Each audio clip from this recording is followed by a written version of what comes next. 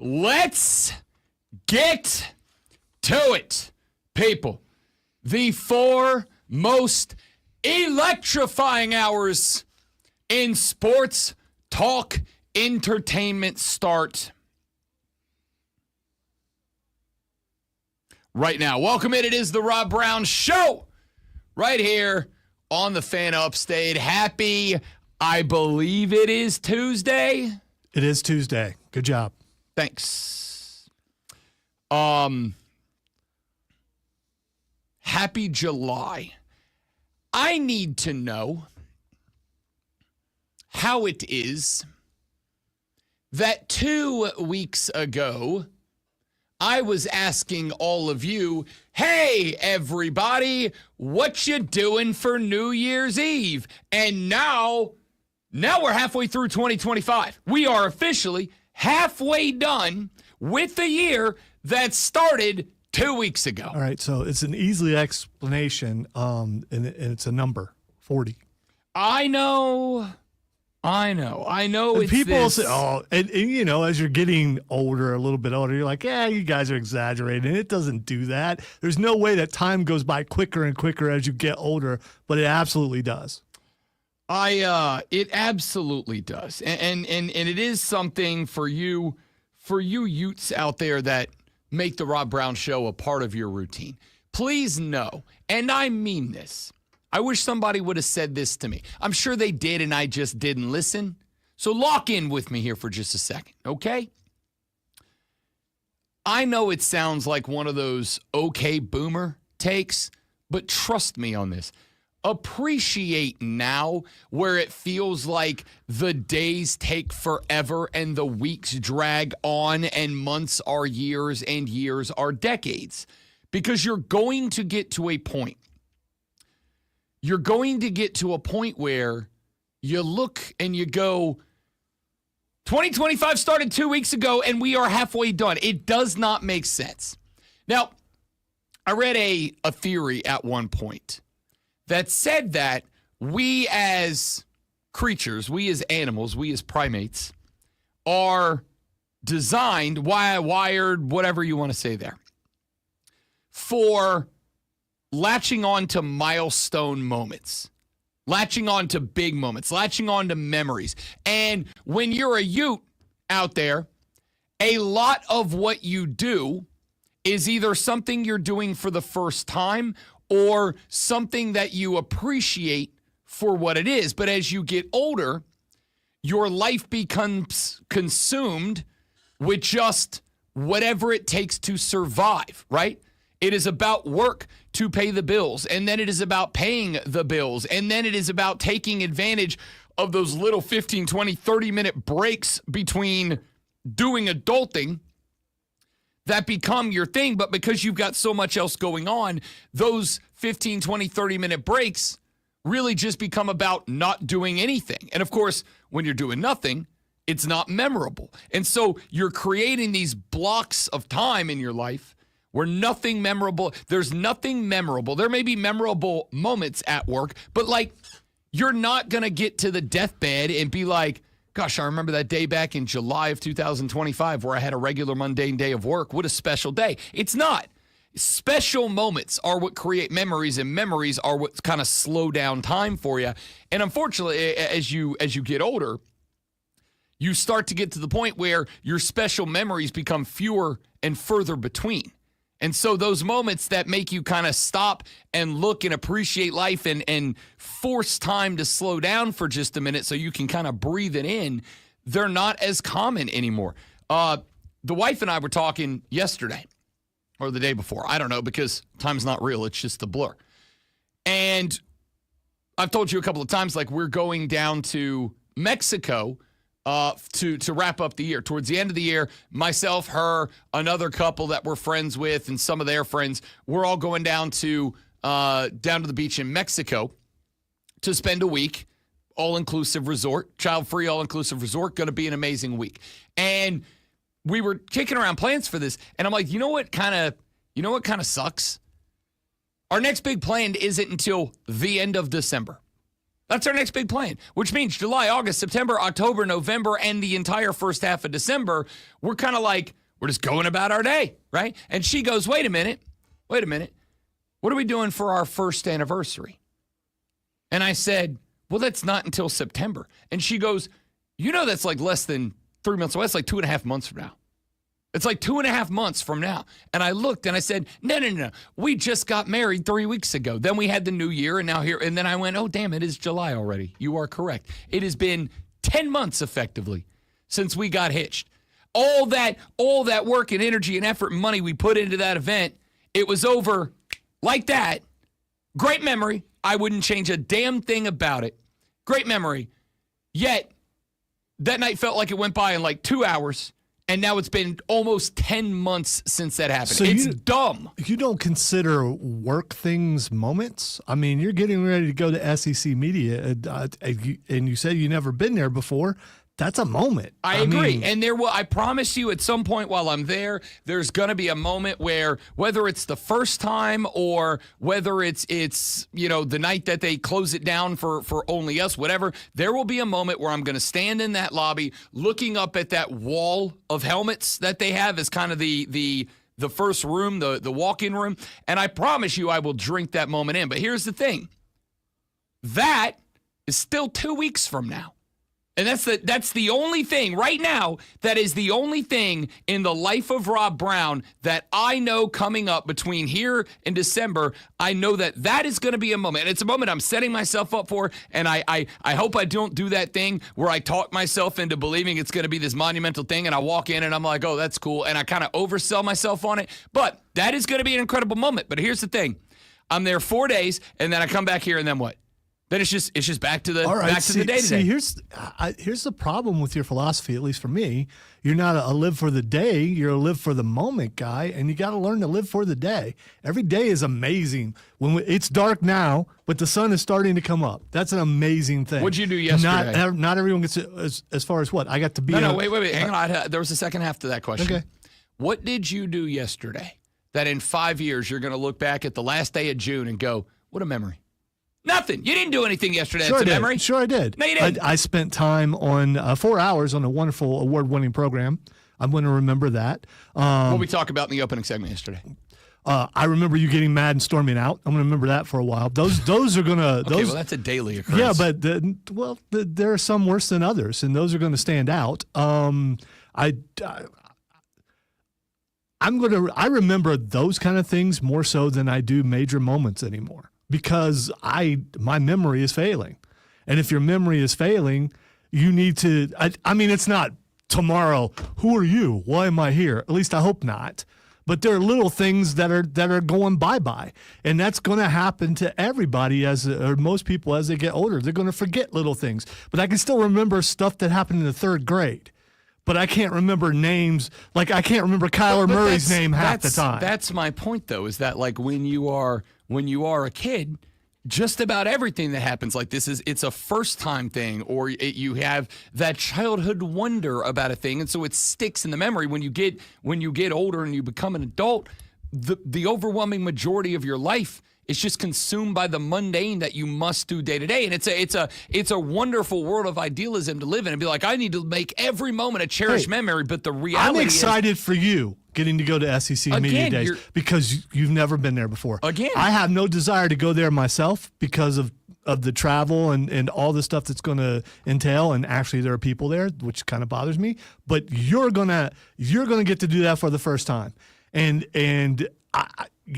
you may act like you're not excited about it, but you're excited. Wait, time out, because you do this thing where I say a thing and then you say the opposite of the thing I just said. I am very excited about that. That is a milestone moment. Isn't that As what I we're said, supposed to do? when I walk into the front door and I see the wall of helmets, I promise you it will likely be, and this is going to be judge away, it is going to be emotional for me to be in that building, and especially knowing I'm in the building for the reason that I'm in the building. And listen, I didn't say anything different. 17 years of the grind in this career has led to a point where they are shutting that building down for me and a select group of other people to have a very special experience, and I'm very excited about it.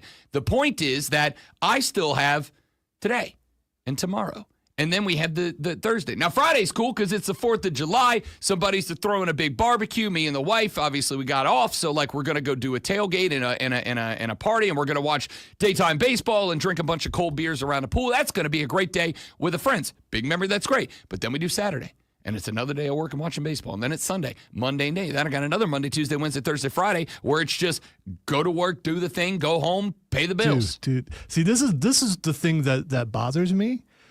It's like you don't recognize that what we're doing is not a real job to most people. I do recognize and that every day we are talking potentially thousands and thousands and thousands of people who have to go and be out in this heat today. And every day they wake up going, man, am I going to die of heat stroke today? Am I going to do that kind of stuff? Every day is a moment because we get to do stuff that most people don't get to do.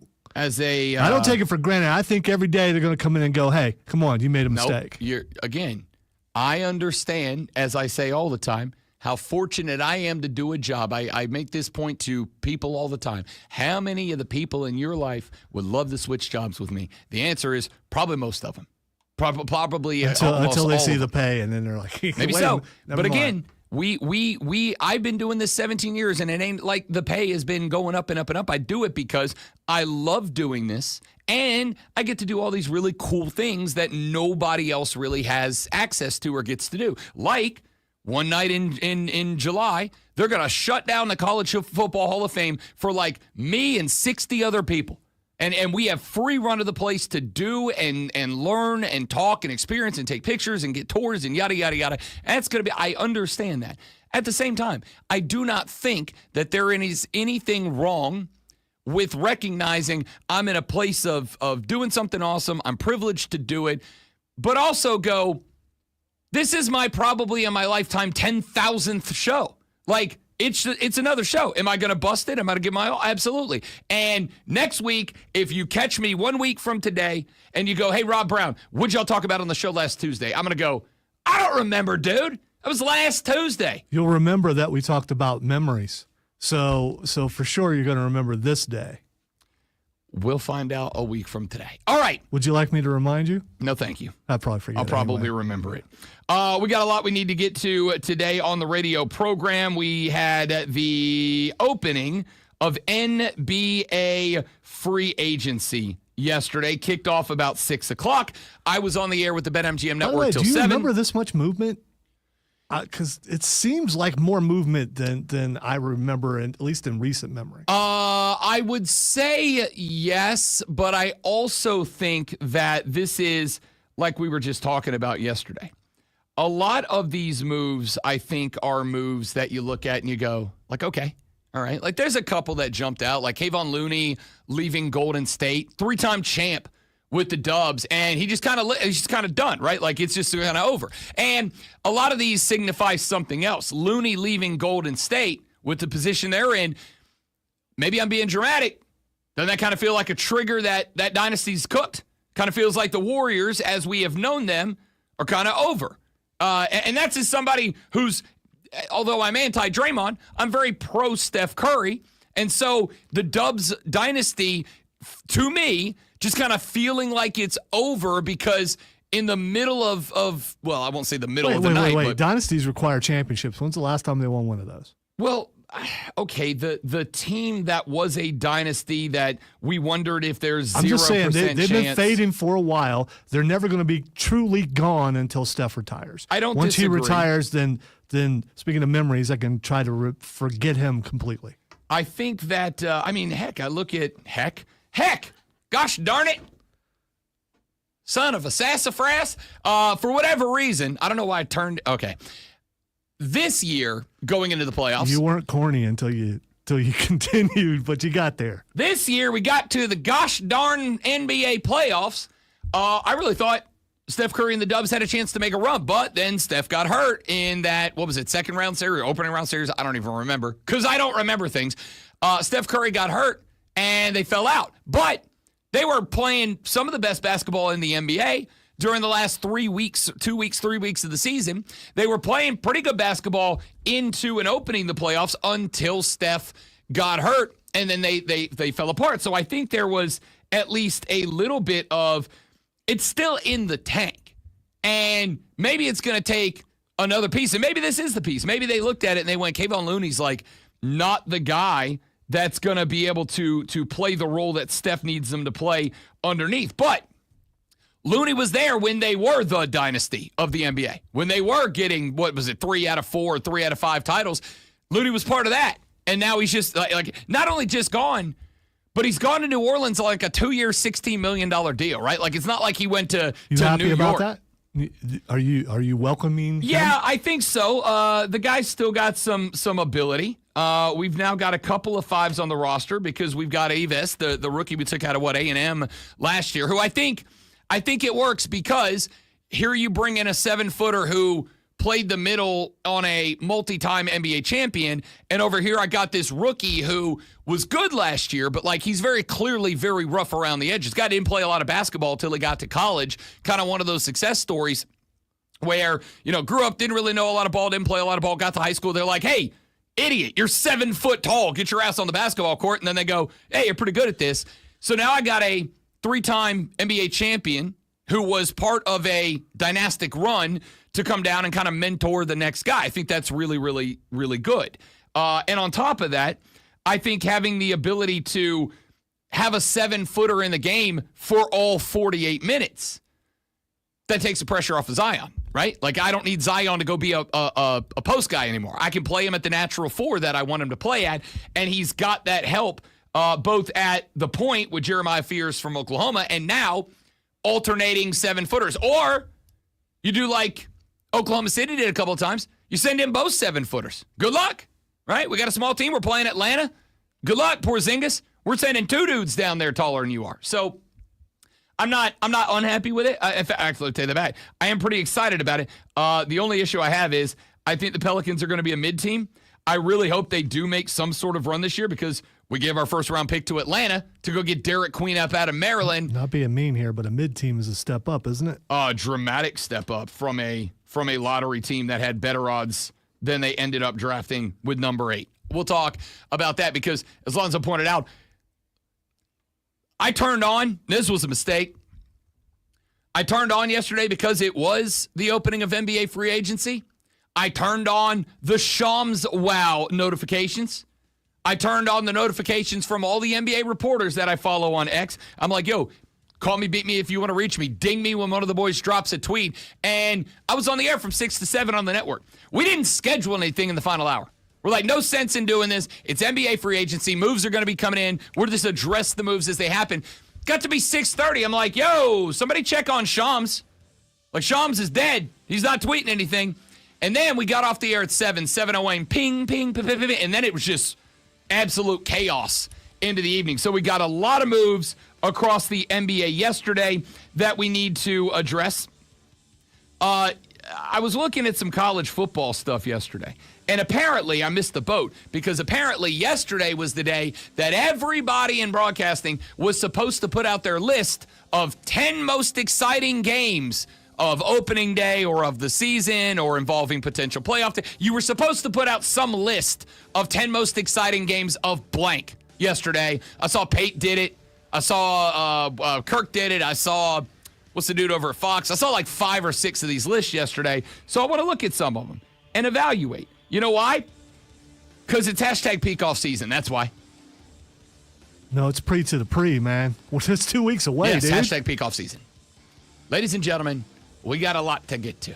Talk some WNBA, talk some Atlanta Braves, because they got 12 games in 13 days to determine if they go to the postseason 3 months from now. All that more coming up. Rob Alonzo and you. The Rob Brown Show is live on the Fan Upstate. All right, good morning, everybody. I'm going to be putting this on break during commercials because I got like 10 more clips to upload. So do me a favor. Stay right there. We'll return ever so briefly. You're all amazing. BRB.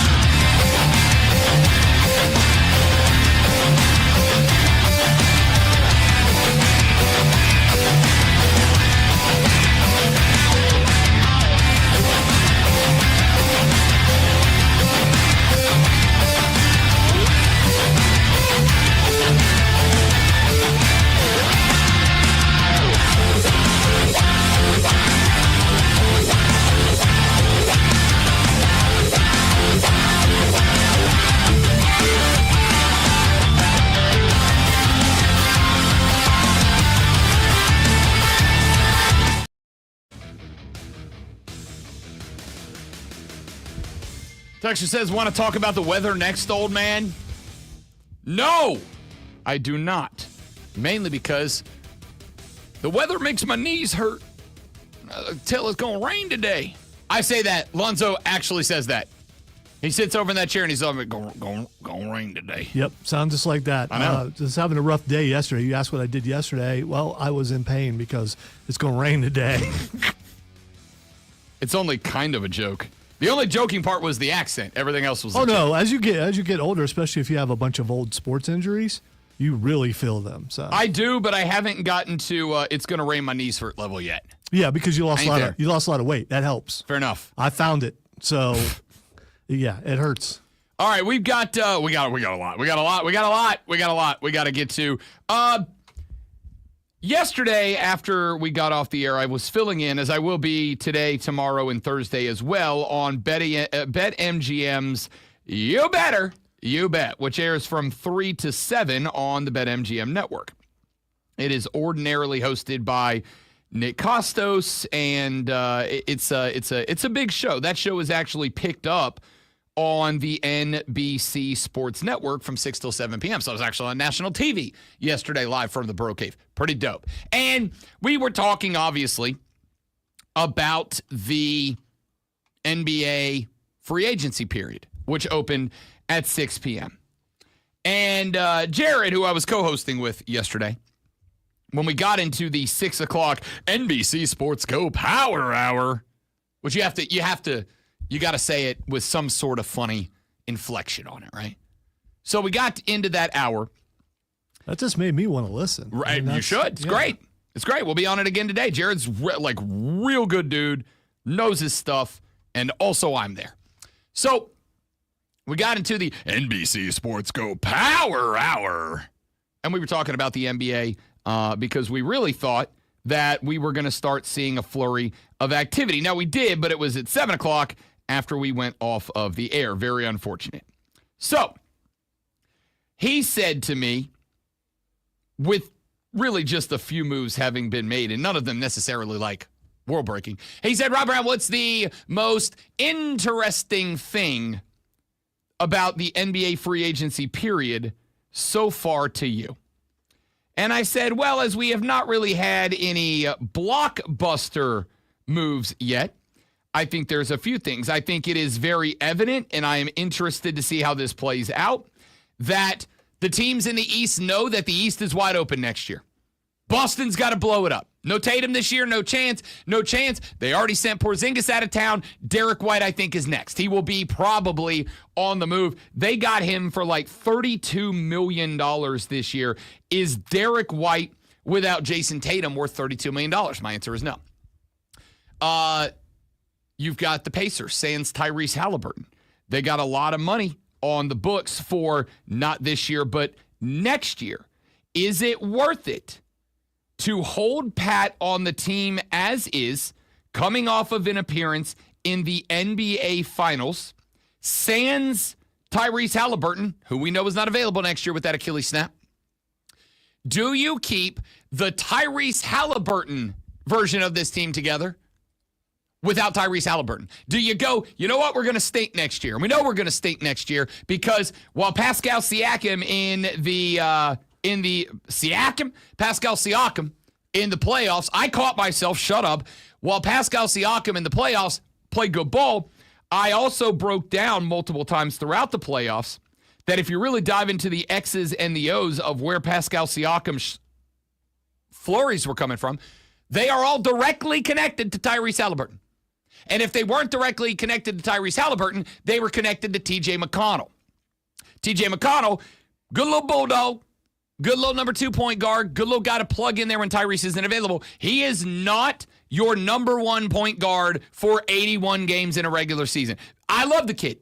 Very good. He's not your number 1 point guard for a full season. So if you're the Pacers, do you go, when we get Tyrese back, we're going to be great, but we don't get him back this year, so we're just going to keep the team as is, and we're going to go win 30 games, and we're going to get a top 15 pick, and then... I was going to say, there's no guarantee you're going to get a number 1 pick because, unless the NBA decides that you want to get there is not because of the lottery, but you can again, and I don't even know what they'll be without Tyrese. I don't think they're anywhere near a championship, but the point is, They're probably not in contention in the East.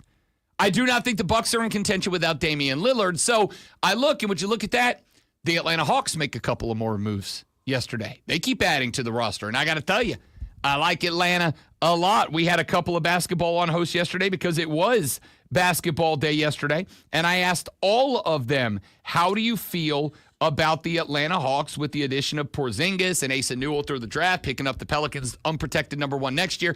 And everybody's like super high on Atlanta moving forward, which was my take going into it. So that's interesting. Detroit, Orlando, making moves. Now, I also said to Jared, who I was co-hosting with yesterday, you know me. I do my best not to devolve the show into a TMZ sports style show. But I also think when things happen in sports that it feels like there's a little drama around it that could have an impact on the field, on the floor, on the court, whatever. It's got to get brought up. We talked about yesterday the fact that LeBron James signed a 1-year player option to stick with the LA Lakers in 2025-26. Did you notice something interesting about this, though? Hey, Zoe, did you hear a word from actual LeBron yesterday? No, and people were going crazy, including that weird guy on ESPN. Oh, on ESPN. Okay, yeah, no, definitely not on this show or BetMGM Network. We can fight on who's weirder. Now, that is not the only thing that is interesting, because that I could go, hey, man, LeBron just signed a 1-year, $56 million deal. I'd be off, hammering back silver tequila in a pool on Taco Tuesday on a Monday, too. I get it. But you know who I would expect to hear something from? The LA Lakers. Did you see anything? Did you hear anything from the Lakers? Well, it's brand new owners. They're in team and they're still moving into their offices and stuff. So I mean, press releases, got to have the whole office ready to go to put out a press release that says, "Hey, absolutely. You guys know that dude that we've been working to make the face of our franchise in the league for the past 7-8 years running. He's back." A good business operates when the machine is in place, and it's just not in place yet. Well, like a fax machine, like a printer. Like a laptop? What are we talking about here? It's a metaphor. I know. Here's the thing. If LeBron is to the Lakers, what the Lakers have been saying for 6-7 years now he is to the Lakers, you'd think they'd at least put out a press release that says, hey, Bron's back. We're running it back one more time again. We're in. But here is the problem. He signed a contract, right? He signed his player option, yes. Again, what is the NBA?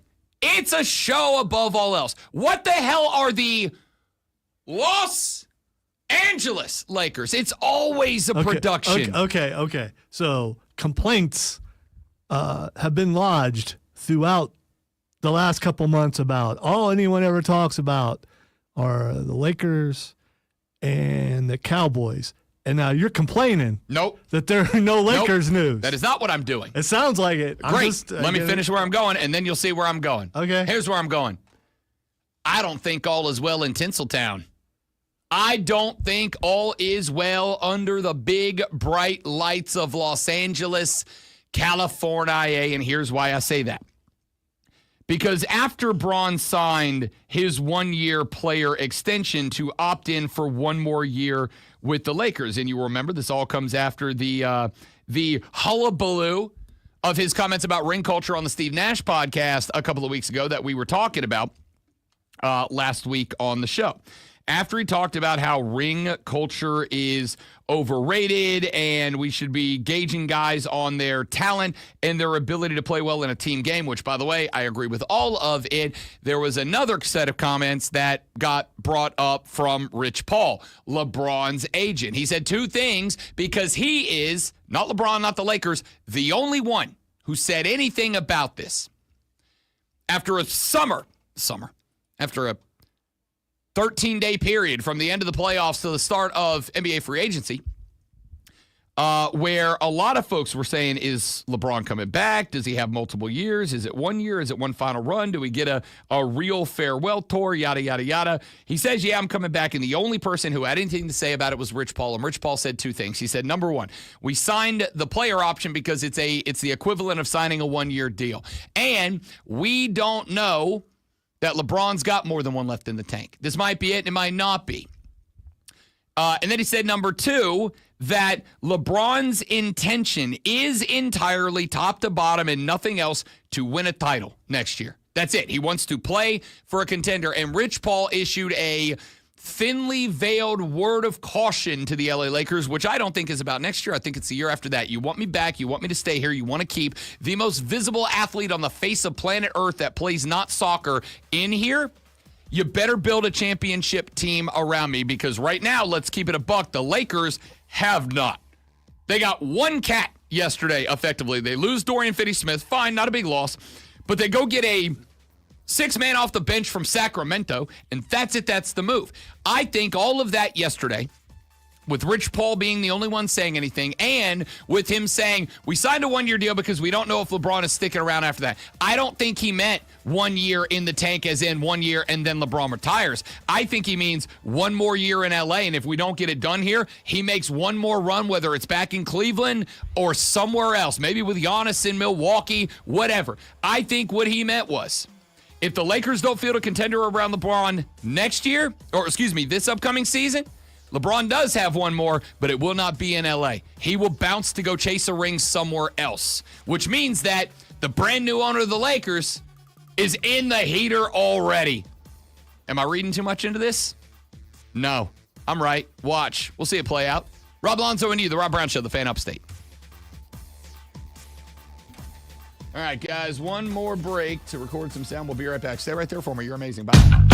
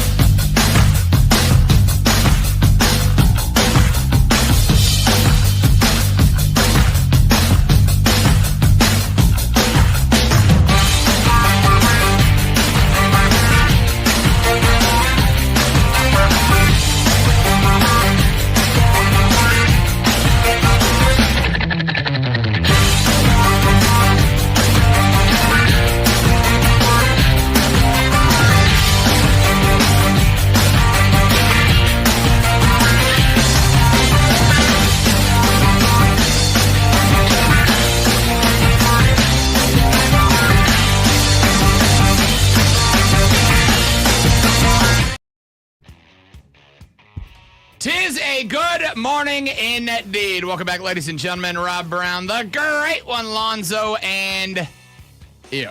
Daniel Diggins! Sucker! We got a lot going on, a lot to get to, a lot to talk about here on the radio program. But, as we approach SEC Media Days, which we will be live from the College Football Hall of Fame on July 14th, 15th, 16th, and 17th, Monday through Thursday, we're going to talk a lot of college football.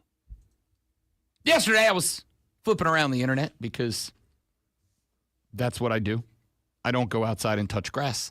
I just listen to other people yell into microphones. It's one of my favorite things. And I came across this clip from Todd McShay on his social media. It's from his podcast, The McShay Show, because he and I both absolute branding geniuses. And, I'll just play the clip for you. Here's Todd McShay. I didn't change my thing back from doing my audio editing, Lonzo. That's my bad. Let me try that one more time again. Wow, that never happens. I know. Here, from his podcast, The McShay Show, here is Todd McShay. I can't coach what he's got, man. This guy's a bigger Jalen Hurts in my mind. And I want you to remember where Jalen was at Alabama as in his first year as a starter. Mm-hmm. There were flashes. There were some amazing things, but he was a hell of a lot better as a runner than he was as a passer, right? He's 2 inches taller than Jalen. He's 20 pounds heavier than Jalen, yet he's just as fast and he's just as sudden. And when he's playing with confidence, he's just as creative. That's it. Yeah. Like, that creativity is so dangerous, and you can't coach that. Okay? You can't. You can't coach what Jalen has. You can't coach what Lenoris has. You can't coach what Lamar has. You just can't. You either have it or you don't. I'm ready to go, I guess, bigger. Jalen Hurts is awesome, so don't get me wrong. I think this kid could be Josh Allen. Like, I see Josh Allen because I see that frame. He's that much bigger. When you look at how big this guy is and what he can do. I just think he's twitchier and doesn't have the arm of Josh. I think he has a damn good arm. Man, I don't know. Josh Allen's arm? Yes. I don't know, man. I know it's the ceiling. I know Lenore Sellers isn't there yet. I get it. But the raw ability, the tools, the talent, I mean, it's exciting.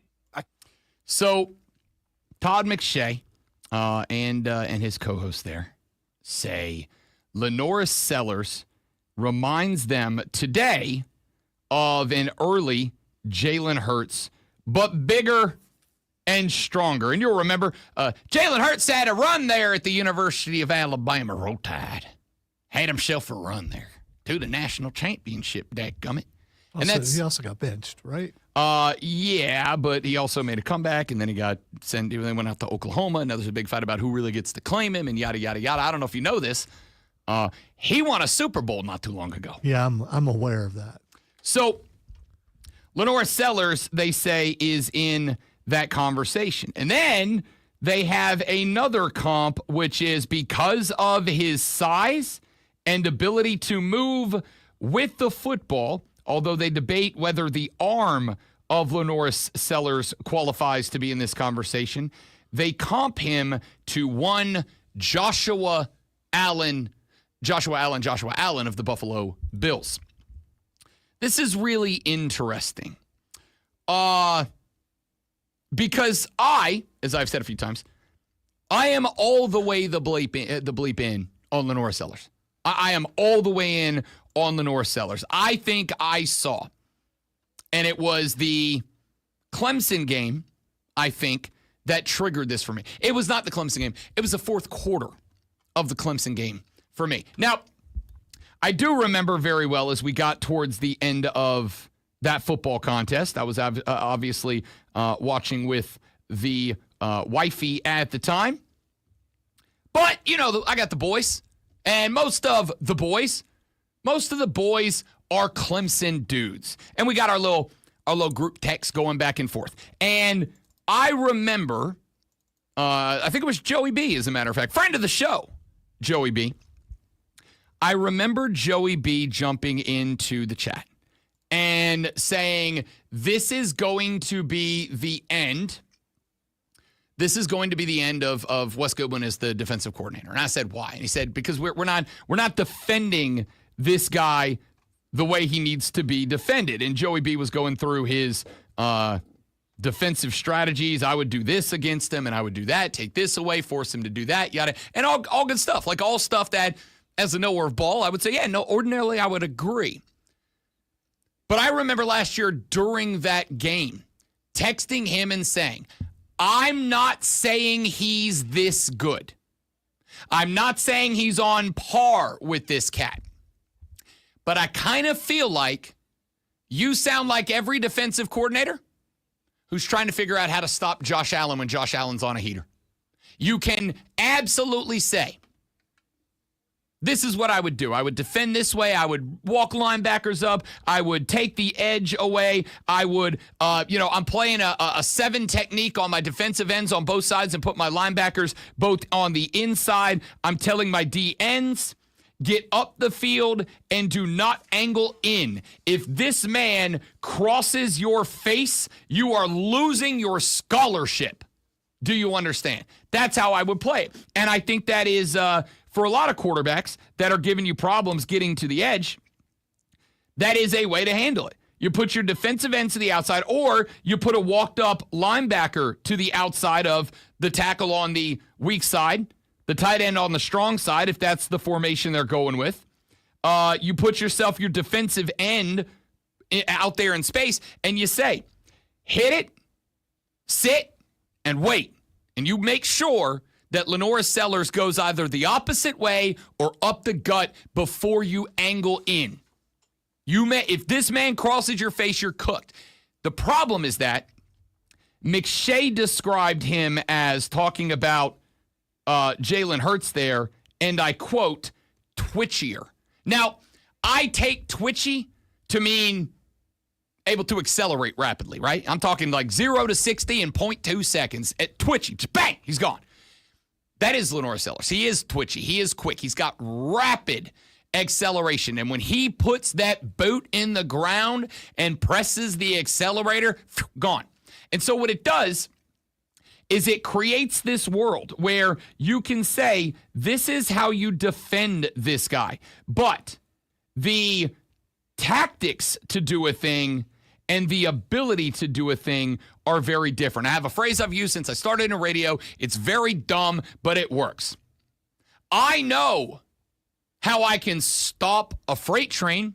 I just got to stand in front of it and push real hard. However, while in terms of physics, that works, I don't have the ability to generate more power than a freight train. So therefore, even though the tactic is solid, stand in front of it and generate more force going that way than the train generates coming this way. If I do that, the train doesn't move. My knowledge of the tactic to do it does not give me the ability to do the thing. And I do think that Lenoris Sellers and the way that he plays ball creates a world in which I don't really need a big cooked up plan on how to stop Lenoris. I know what the way to do it is. I'm setting the edge. The pocket stays the pocket. And look, if the dude, because you heard McShay, what's the one question he had? I don't think he's got the big arm like Josh Allen does. I think he's got a lot of everything else, but not the big arm. If I'm not afraid of the big over-the-middle passes from Lenoris Sellers, and on top of that, let's keep in mind, we've talked about this with Clemson. I think it is something we've got to address with South Carolina. We know what Nick Harbor is. We know he's a big freak athlete, right? Big track star. Phew, gone, 9 route. Go get it. But we also know he had some drops. He's kind of like Xavier Legette last year. He got a lot of 9 routes down the sideline, dropped one close to him, and he just couldn't come up with it. So if I'm not afraid of that big play, set the edge, clog the middle, and make sure that Lenoris does not get to the outside. If he's going to run, he's going to run up the middle, and I'm going to tell my linebackers, every ounce of force you can get, I want it right in the middle of that number. Just pow, get him, right? So what I really want to see out of Lenoris, and what I think in that opening day game against Virginia Tech on that Sunday over in the ATL, I think we're going to learn real quick. Did they put together in this offseason, because this is my big question, did they put together a passing scheme that leaves the ability for Lenora Sellers to run the football, but does not mandate it, right? This is what Dabo Swinney's been saying about Cade Klubnik for the last couple of years. The dude can spin the bean. The dude can hit the passes. What we need is to create a spot where he feels comfortable when the throw he wants isn't there, to put it away and to run it. Lenoris does that. The throw he wants not there, he locks it away and he runs it. What I need is to create a passing system for Lenoris that more often puts the throw there that he wants. I want him running. I absolutely want him on the move. But I want him on the move against a base set. I do not want an offense where Lenoris Sellers is going to be running the ball and the defense knows that and is able to shade to it. I want Lenoris running the ball because we want Lenoris running the ball, or because everybody's dropped off into coverage because Lenoris has been popping all day, and now it's I can get him into space, whether it's with a spy linebacker or whether it's an outside defensive back who has stayed up in his zone with the additional task of monitoring the outside and make sure he doesn't get wide of them. Whatever it is, I want to utilize a passing game that is, I'm not going to say complicated, but complex enough to give Lenoris Sellers the throws he wants to make the run an option when he gets one-on-one scenarios, not a mandate when defenses are going to be able to walk up an extra guy and make Lenoris run into 2 or 3 man walls on the outside. If they do that, I've already got a ticket on it. I got Lenoris Sellers as a Heisman winner on a bet. All right, these sound like things that you could ask Shane Beamer when you see him in a couple weeks. And I will. I think it will be very interesting, to ask him about the direction of the pass game, because we all know already kind of what the offense was last year around Dow Loggins in the spot he was in. You're bringing in Mike Shula. Shula coached at Alabama. He was a head coach at Appalachian State. He was coaching in Alabama. Alabama did have some dudes and throw the ball a little bit when he was down there. It wasn't obviously what it would become under Nick Saban, but he is a cat who does work some passing. He is a dude who wants to throw the football around, and he's got this weapon in Lenoris. But I think and I do not know that this will be Shula or it will be not, and I am interested in asking Shane Beamer this. What percentage of your offense is going to be predicated on using the pass to set up a Lenoris Sellers run, or is Lenoris Sellers going to be a primary weapon with the ball on the legs, or is this going to be something that, as Dabo has done with Cade, again, we've been talking about this with Cade Klubnik for 2 years. Dabo has said to me in the last 2 ACC media days, look, our goal is to get it into Cade's head. We want you to run the ball. If everything's covered up, that means you've got one guy to beat, whether it's an end setting it, whether it's a DB walked up. If everybody down the field is covered, there's one guy for you to beat. I need you to find that guy. I need you to run to him, and I need you to beat him. And it's been like, legitimately, last year, Dabo was like he was making a yuck out of it, but I think he was genuinely frustrated. And I understood it. And I think last year, towards the end of the year, we started to see Cade Klubnik recognize, okay, I can and I should run when things aren't there. We know that Lenoris understands I can tuck and run. Hell, Clemson fans know that. That little touchdown scamper he put on you in the fourth was a backbreaker. Well, I think one of the real questions is what's that running back room going to look like for South Carolina? Because if they have a strong running back room, that opens up more for him to get to run. I know that we are still waiting to find out about the eligibility of probably the most experienced guy out of the background, Rasul Faison. We don't know yet. And I know that for Shane, that's got to be, I'm pretty sure that if we get to SEC Media Days 2 weeks from yesterday over in Atlanta, and Faison does not have a decision yet, like they don't know if he can play or not yet, I'm pretty sure if I ask Shane about that, like he may go full Red Hulk on me. Or Garnet Hulk, I guess. Like he may go full Hulk out because he has been mad about this for weeks, and he should be. I understand. Like, make a damn decision. And again, the NCAA has had a lot going on with the College Sports Commission and the House v. NCAA settlement and the revenue share and the cap and the this and the that and the other. But my man's been hanging on, waiting. Basically didn't get a camp during the spring. Still waiting on a decision. If he's able to come back, that's a big help. If not, I don't know. We're going to see. I agree with you. The run game's a big deal.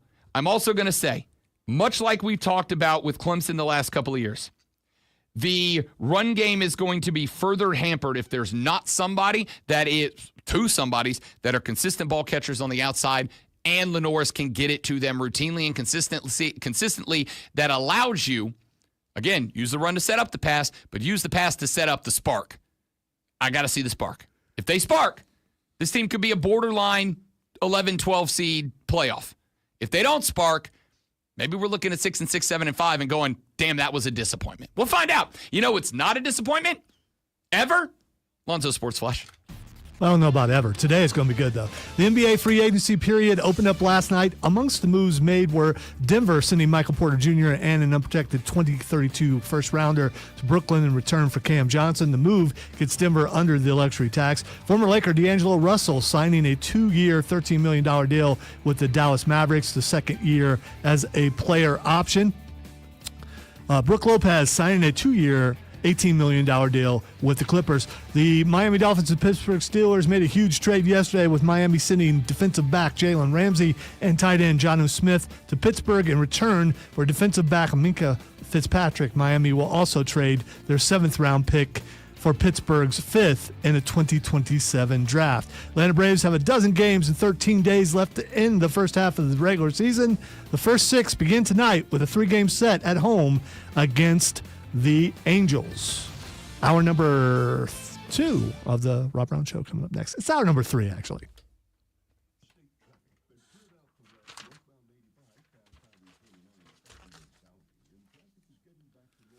No, it's hour number 2. I confused myself. It's actually only 7 a.m., not 8 a.m. I done quit.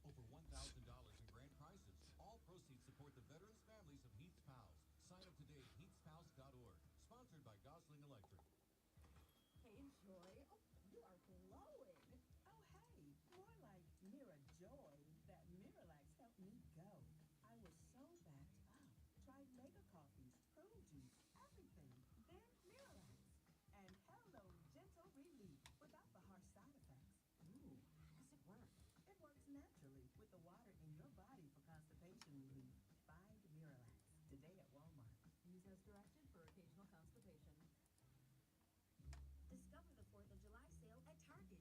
Save 20% on clothing and swimwear for women, select cookies with Target Circle, and up to 50% off Sun Squad sporting goods. Get ready for a fireworks-worthy celebration with patriotic cookies, fun sports gear, and of course, spectacular bids. The deals end July 5th, so hurry. Hoo-yah! Ow. That was a knee to the desk. Ravens are still better by a mile, by the way, than who? The Steelers? I don't think the Steelers got dramatically better. I mean, they got a little better, marginally better, but they didn't. Where are you getting that out of that? You were talking about Lenora Sellers, and you kept mentioning Josh Allen. Maybe he means better than Buffalo. Well, because the Steelers made a big trade yesterday. That wasn't really that big. I know, but it was never brought up. I mean, you could be right. Did you not just read it in your Sports Fresh? Yeah, I did. There you go. I assumed he was responding. But I had already knew about it because we talked about it Right, but yesterday. I'm not talking about what you said. I'm responding to what Zach said. Yeah, but we don't know what he's talking about because he didn't say, I mean, what's it in reference to? Again, the Steelers that are in the same division as the Raiders. Clear it up, Zach. I as the mean, Ravens. you know.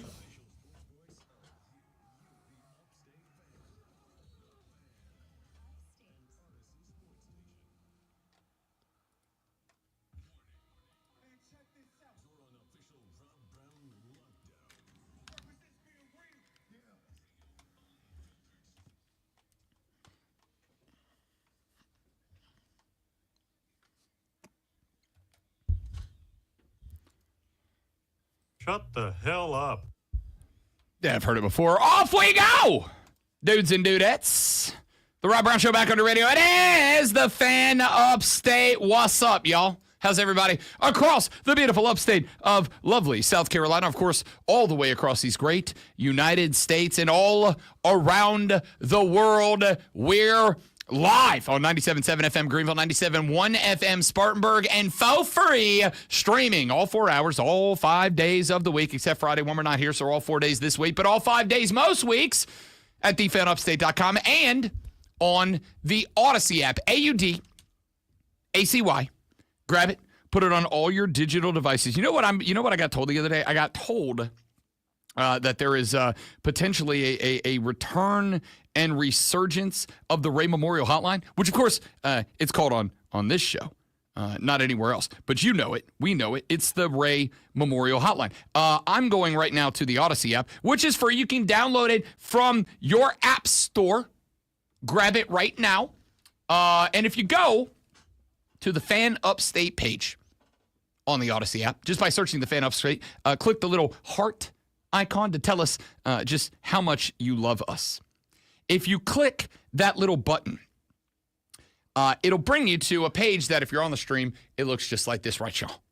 If you're not on the stream, don't worry. It pulls up a page. Except for the green thing. Don't just. Yeah, except my it. two green. There's two of them now. Oh, wow. Yeah, a new one developed last night. That's not good. Nope, really sucks. Now I in the 4 hours I have between the end of the show and the start of the next one, am probably going to go end up paying like. What happens if it becomes a grid? I don't know is the answer. Would you get I scared? can't let that happen. It is. I bought this phone the day of the wedding last year, so this phone's not even a half a year old, and already I got green Star Wars laser lines on it. Whatever. We'll come to that How many later. times have you dropped it? Not enough for this to happen. Okay. And I bought from the store a $100 case that I was told would prevent this from happening. That was a good move on your part. Yeah, clearly not. So, if you go to the Fan Upstate page on the Odyssey app, and ladies and gentlemen, I've decided we're bringing it back. The Ray Memorial Hotline is back. Go to the Odyssey app, AUDACY. It is free. You're welcome. Download it and go search and subscribe to the Fan Upstate. Click the little heart icon, and once you do, it's going to bring you to our page. Now, there's a bunch that is here on the page. It's pretty spectacular. For instance, you can go find featured clips from the Fan Upstate, which have some highlights of the various shows. You can go find full episodes from the Fan Upstate, which have some interesting stuff. And then you can go to the bottom where it says featured shows. And right there, look, there's the Rob Brown Show and Wire to Wire and Saturday Morning Scramble, our local shows. You can click on that. And when you do, it's going to bring you to the podcast section, which has every hour of every show that we do, and Lonzo's here, uploaded for your immediate self-gratification. And there is nothing more than we love on this show than a little self-gratification every now and then. All right? You go home, you light a candle, you pour a glass of wine, you sit around, you self-gratify by listening to the Rob Brown Show. You're welcome. And then at the top of that page, there's two buttons. One says Listen Live, and if you click that button, you will, and this is true, listen live to the show as we're doing it, like right now. In real time. And next to that is another button that says send a voice message. I would like for you to click that button. I would like for you to leave a voice message because when you do, it's going to come right to my laptop. I'm going to be able to download whatever words you say. And when I say whatever words you say, I mean whatever words you say. So at any time, day or night, 24/7, 365 days a year, you can go to the Odyssey app. You can go to the Fan Upstate page. You can click on the leave a voice message button. And when you do, it's coming straight to me. And I don't care what time of day, what day of week, what week of month, what month of year it is. You go to the Odyssey app. It can be 3 in the morning. It can be 3 in the afternoon. It can be 2 in the morning. It can be 2 at night. It doesn't matter to me. Go there, click the button, leave a message. And if you want to say some words, say some words, because I got a button in case you say a word. I will. Now, if you leave me one that's like, like that, it might take me a little while to get to it because I got to go clean it up and edit so that Lonzo doesn't have a heart attack. You know who you are. Yeah. But genuinely, and I mean this, leave a voice message about anything you want. And if it's good, I will play it on the air. I do not care about your salty language, you sea dog, you. Say what you want. I don't care. It's your show as much as it's my show. Go to the Odyssey app, AUDACY. It is free. Download it. Put it on your digital devices. Go to the Fan Upstate page, heart it, subscribe to it, and use the leave a voice message button to leave a voice message on the Ray Memorial Hotline. I expect you to do this. I want you to do this. Make this a thing. I tried to make it a thing once before. You guys were like, nah, hot, cold. Like every now and then I show up and have like 6, 7 of them, and then we go a day or two without them. I asked for this to make its return, and I did it for you. Okay? Because they were like, well, what if we did a thing where like people could, call a phone number and leave a message and go to this and voicemails? And then I was like, dude, we have a thing. It's on the Odyssey app. It's just a button. It's literally one button. You get 60 seconds. So go to the Odyssey app, click on the leave a voice note button, leave us a voice note. I'll play them on the show. Also, listen now because you have 55 and a half minutes until you 53 and a half minutes. Math's hard. Before you got to get to the office. And when you get to the office, we all know what you're going to be doing. You're going to be talking sports. You got to know what's going on in the world of sports. You don't want to go in and sound like an idiot because you weren't paying attention.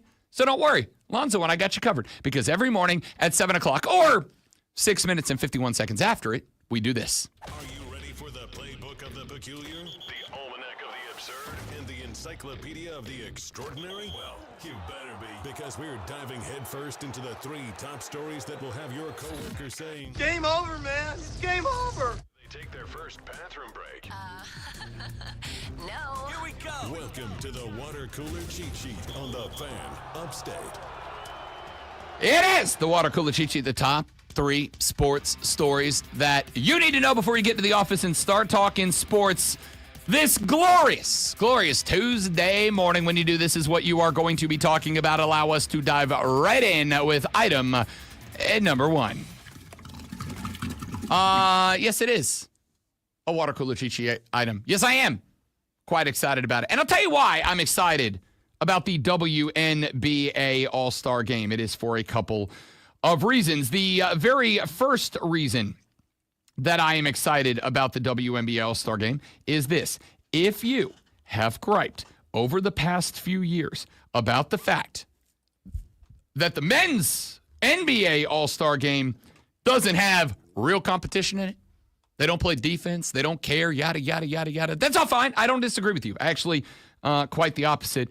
I do disagree with you. Now, I don't hate it because at the end of the day, I'll watch anything that puts freaks of nature doing freaks of nature thing that I cannot even begin to imagine to be capable of doing on my television. I'm all in. But, yeah, I kind of like to watch them play basketball as they are basketball players. I don't think you're going to see that in the WNBA All-Star Game. I think that, and I will give them credit for this, while I may not agree with everything that every player has said, while I may not agree with the strategy that a lot of them have taken in order to grow a game that I am trying to help grow, especially here in basketball country, especially being so close to the University of South Carolina and all they have done on that side of growing the game of women's basketball. While I may not have agreed with every strategy they have taken, I will say this. I have yet to tune in to a WNBA game. And I watch a bunch because they're on when I'm doing my show on Saturdays. If I'm sitting at the crib watching the Braves on the big TV at night, I'll pop it on over and watch the Dream, watch the Fever, watch the Sky, watch the Liberty, watch the Aces, whomstever. I will give them this. There ain't been a game yet where I've looked and go and said, this team's taking it easy. There is not a game yet that I've looked over and said, oh, they're slouching. Oh, they're off their game. Oh, they're not. There's no lack of effort games. And I think the WNBA All-Star game is the same. They announced the starters yesterday. Number 1 overall draft pick, Paige Beckers, will be a starter. Will join captains Caitlin Clark and Nafisa Collier in Indianapolis on July 19th. Beckers will be the 6th number 1 pick to start the All-Star game as a rookie, joining Caitlin Clark in 2024. Aaliyah Boston, former Gamecock, Maya Moore, Sue Bird, and Shamika Holdsclaw, the starters picked from across the WNBA without regard to conference affiliation. Players and media join fans in selecting the starters. Fan voting accounted for 50%, the players 25%, the media 25%. Beckers received the 6th most votes from fans, was second in voting for guards behind only Caitlin Clark. She is the only first-year All-Star in the starting pool, 11th in the league in points, 6th in assists, and leads rookies in both categories. She is also the first rookie in Dallas Wings history to start the All-Star game. They have sent 2 others, Cheryl Ford and Liz Cambage, 2 other legends of the game as All-Stars, but none to start. Also announced as starters, Asia Wilson, former South Carolina Gamecock, is in that mix. Aaliyah Boston, former South Carolina Gamecock, is in that mix. They'll be joined by Brianna Stewart and Nika Ogwumike. Where's my other list? There it is. Sabrina Ionesco. I knew that. Alicia Gray and Satu Sabali completing the front court. Kelsey Mitchell and Angel Reese both missed the All-Star starters list, finishing 5th and 7th at their positions. 12 reserves will be announced on Sunday. Now, that was not the only news out of the dub yesterday. We also found out that the WNBA is expanding to 18 teams over the next 5 years, with Cleveland, Detroit, and Philadelphia all joining the league by 2030. Cleveland will begin in 2028, Detroit in 2029, Philadelphia in 2030. We already know that Toronto and Portland will enter the league next year. WNBA Commissioner Kathy Engelbert said, quote, "The demand for women's basketball has never been higher. We are thrilled to welcome Cleveland, Detroit, and Philly to the WNBA family. This historic expansion is a powerful reflection of our league's extraordinary momentum, the depth of talent across the game, and the surging demand for investment in women's professional basketball." Look, you don't have business owners adding 5 teams to the league over 5 years if there's not a demand for it. Okay? Because the one spot, and we've said this before, you can say whatever you want about companies being woke or companies being too open about their politics or whatever. At the end of the day, there is one truth and one truth alone in corporate America, in late-stage capitalism. There ain't but one thing that matters. Dollar bills, y'all. The bottom line, y'all. And whether it is because it is subsidized by the NBA or not is irrelevant. Whether it is because of exclusively Caitlin Clark or not is irrelevant. What matters is there are clearly some folks out there that feel like investing in women's hoops right now is the right thing to do. And the more teams you have, the more you put into women's basketball, do you know what happens? You start finding more Caitlin Clarks. Young ladies who maybe have never played the game, maybe never had an opportunity. It was never really extended to them. Now they got folks to look up to. They got women that go, oh, I want to be Caitlin Clark. I want to be Angel Reese. I want to be Aaliyah Boston. I want to be Asia Wilson. I want to be Dawn Staley. I want to be. Now they want to play. And when you look at that, all of a sudden, I think you're going to start seeing more Paige Beckers pop up. You're going to see more Caitlin Clark. You're going to see more of these players who would otherwise never have been exposed to basketball, because why would they? There's nobody for me to reflect on, see myself in, want to be like them. Now there is. And if businesses are saying there's enough to justify 5 teams over 5 years, I'm in. I like it. Item number 2.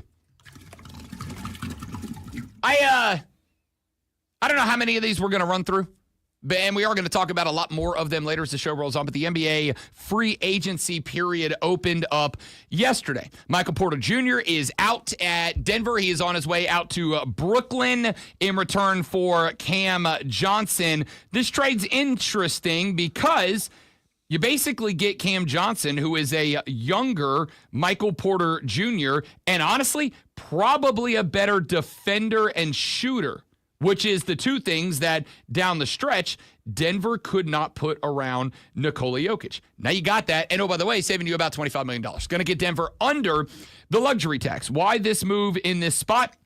The answer is twofold. Number one, I think as we got deeper into the postseason, it became more and more obvious to me that the rest of the Nuggets were kind of frustrated with Michael Porter Jr. Like he just wasn't getting it done. And we talked about the fact that the other day, the GM of the Nuggets came out and said, there is a nightmare scenario where if we cannot get under the second apron, and I'm going to keep it a buck, I've learned more about the apron system in the last 2 days than I ever cared to learn about.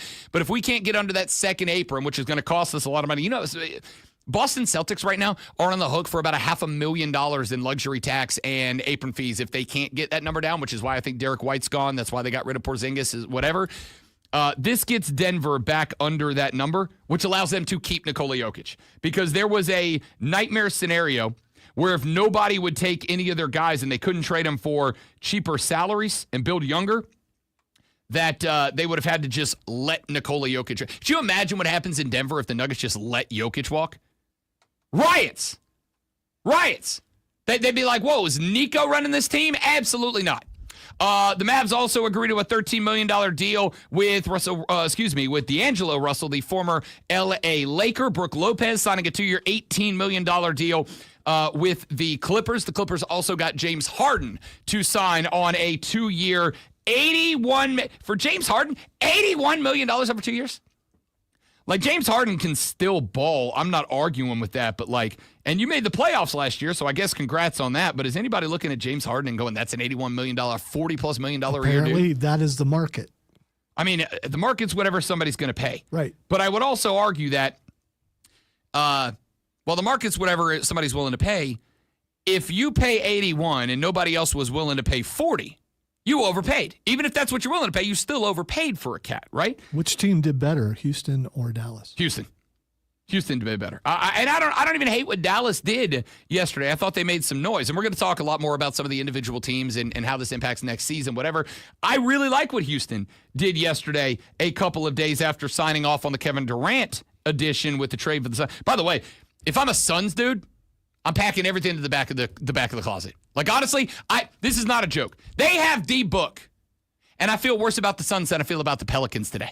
And y'all know how I feel about my Pelicans. I hate them. They make me sad all the time. They did get Kayvon Looney yesterday up out of Golden State. All right, we'll go through some more of the moves. There's like 1,000 of them to get to. So we'll circle back around to that later on in the show. Let's get to item number 3. I don't really know where to go with this one.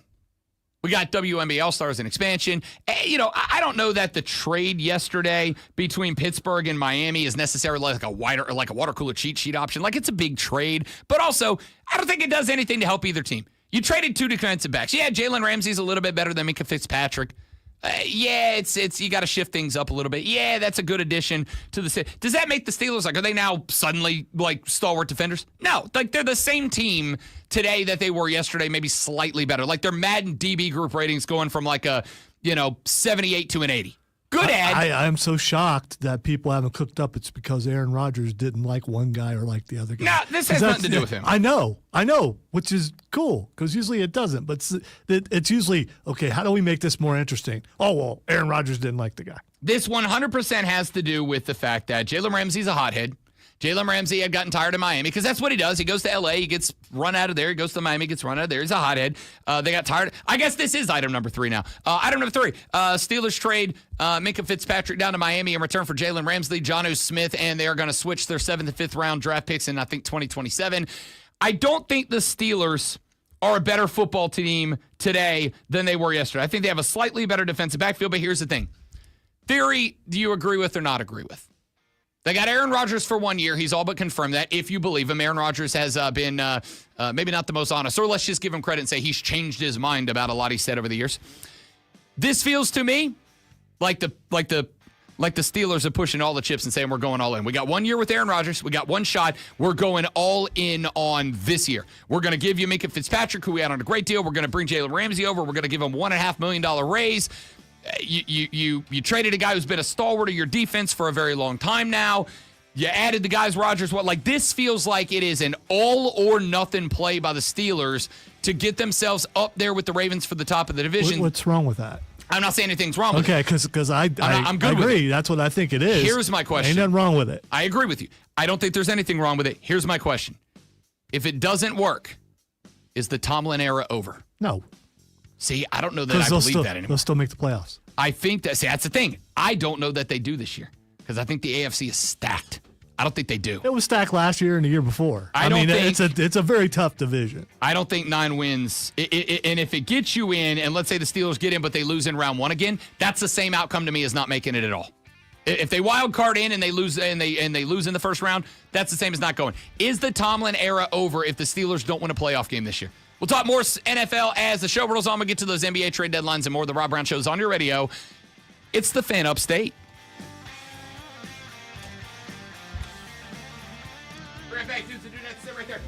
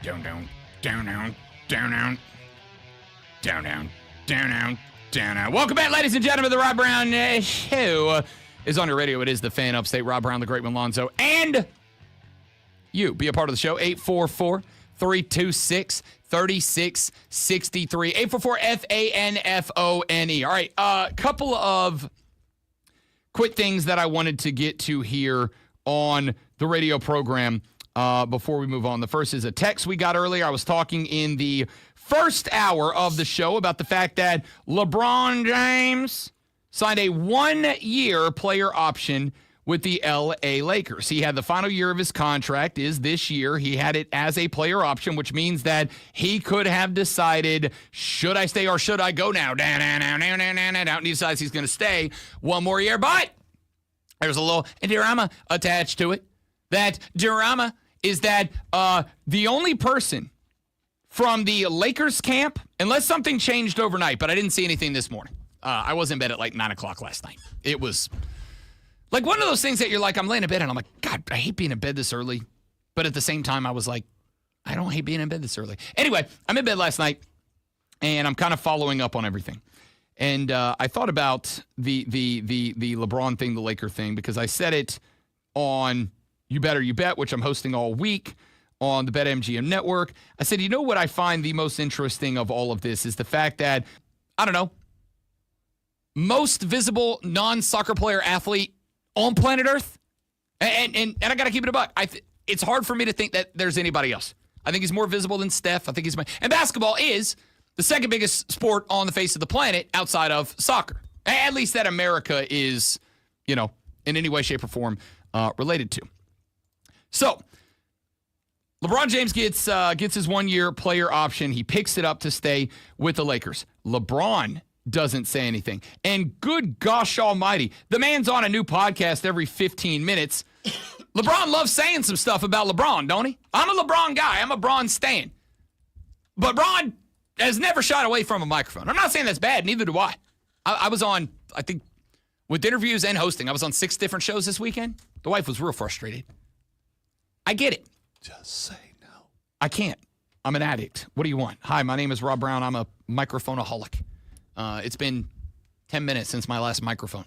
I said this on that show, and then I really started thinking about it last night. It is very interesting to me that LeBron has done every podcast in America at this point, I think, except mine.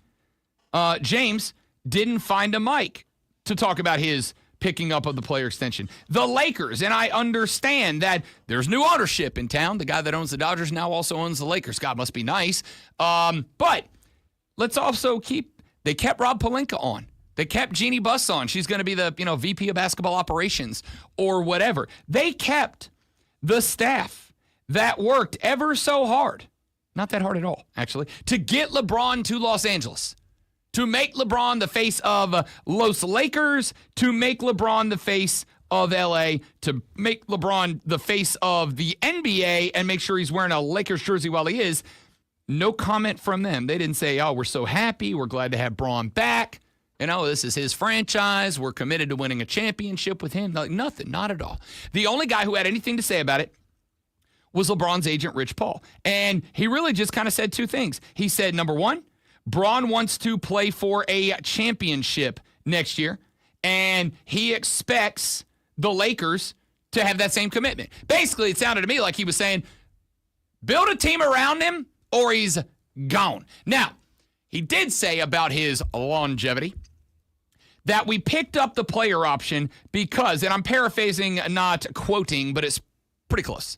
He said, we picked up the player option because it's a 1-year deal. And we don't know what's going to be left in Braun after this year. Maybe he'll do one more and decide he wants to run it back. Maybe he'll decide he's done. I don't know. He don't know. We'll see.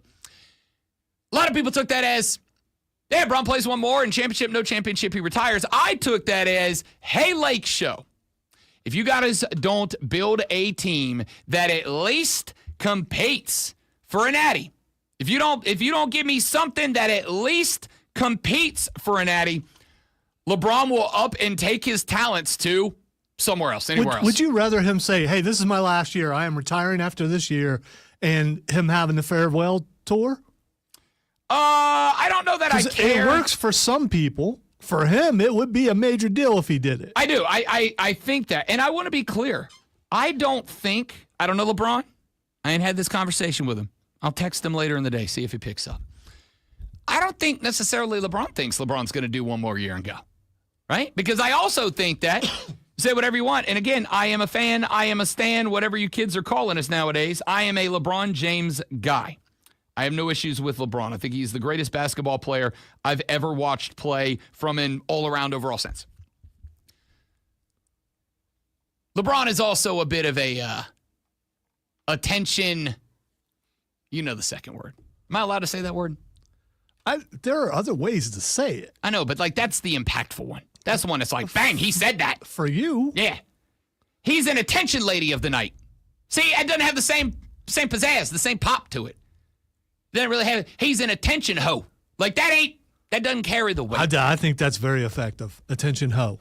That works for me because you've got most of the word in there. So you all know the word that I'm going with here. It starts with a W. Oh. And 2-1 on a Tuesday. No. I had two yesterday. Well, I thought that was last week. Well, I won last week. So. Oh, did I have none yesterday? And now it's 0-1? Yeah, Me? you just Okay, so I took an L last week, but I'm on the leaderboard this week. It was 2-0. Clubhouse leader to end Tuesday. I like that. Yeah, on a short week too. Oh yeah, that's true. So LeBron James is an attention hoe, or you could call him something else. That was really good. I'm proud of myself right there. I came up with that on the fly. I'm pretty proud of that. He's that. LeBron's not afraid of getting some attention. So the fact that LeBron is, and again, perhaps this changes. We got, 6 more days until the NBA regular season starts back up, I think. As we work our way towards the NBA regular season, perhaps this changes. But it just feels to me like LeBron's the type of dude that if he knows going into a year, this is it, he's going to say this is it. So he can have his retirement tour. Because, and again, different guy, different attitude, different mentality, but it's LeBron. Kobe said this is it.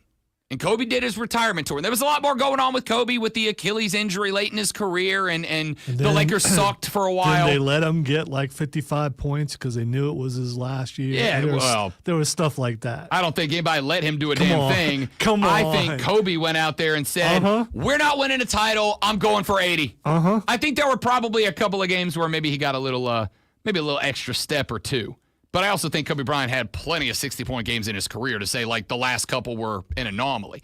Blah, blah, blah, whatever. And even if that's the case, if you're LeBron and you want to check your title and you think people are going to give you the Kobe farewell of like, yeah, we don't care if you put 50 on us up here at MSG because, respect to the king or whatever, hey, say that. But LeBron has said nothing about retirement. He said nothing about walking away. And I think he's absolutely the type of dude, and I don't have an issue with this, I think he's absolutely the type of dude that is going to want his farewell tour. When he comes to Charlotte, North Carolina for the last time to play the Buzz, I think he wants that building sold out because it's going to, if nothing else, give him that phenomenal send-off into broadcasting, which I assume is where he's going next. He wants to be able to have that image of like every NBA arena filled up to the brim and they're all there to see the king one last time. And he said none of that.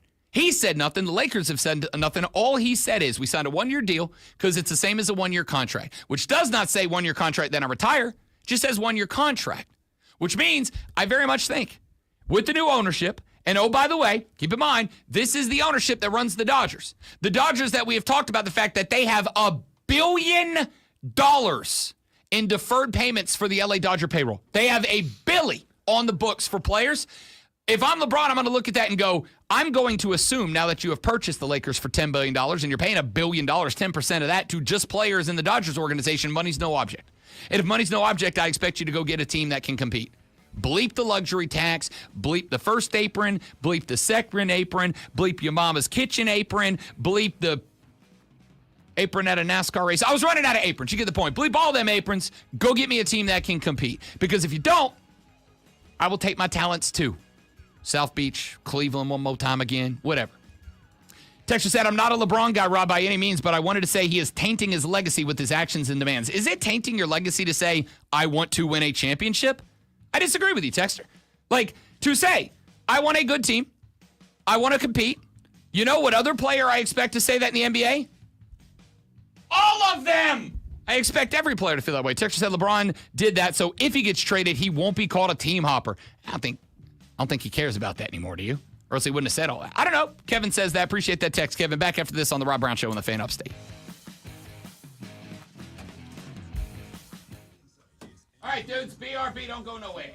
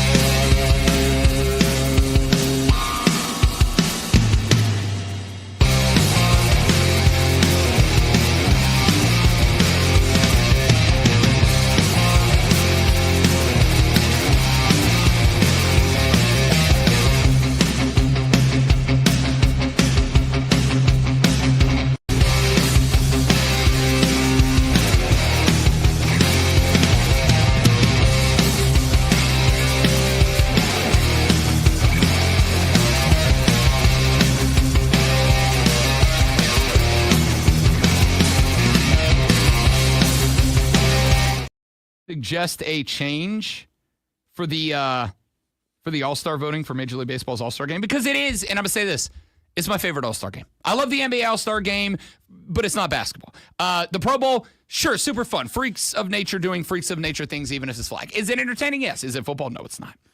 MLB's All-Star game is the one All-Star game that, yes, pitchers are only throwing an inning, guys are only coming up for one, maybe two at-bats in a game. But I will also say this. Tune into that All-Star game on July 15th, 16th this year? I just want to know that you said July. July.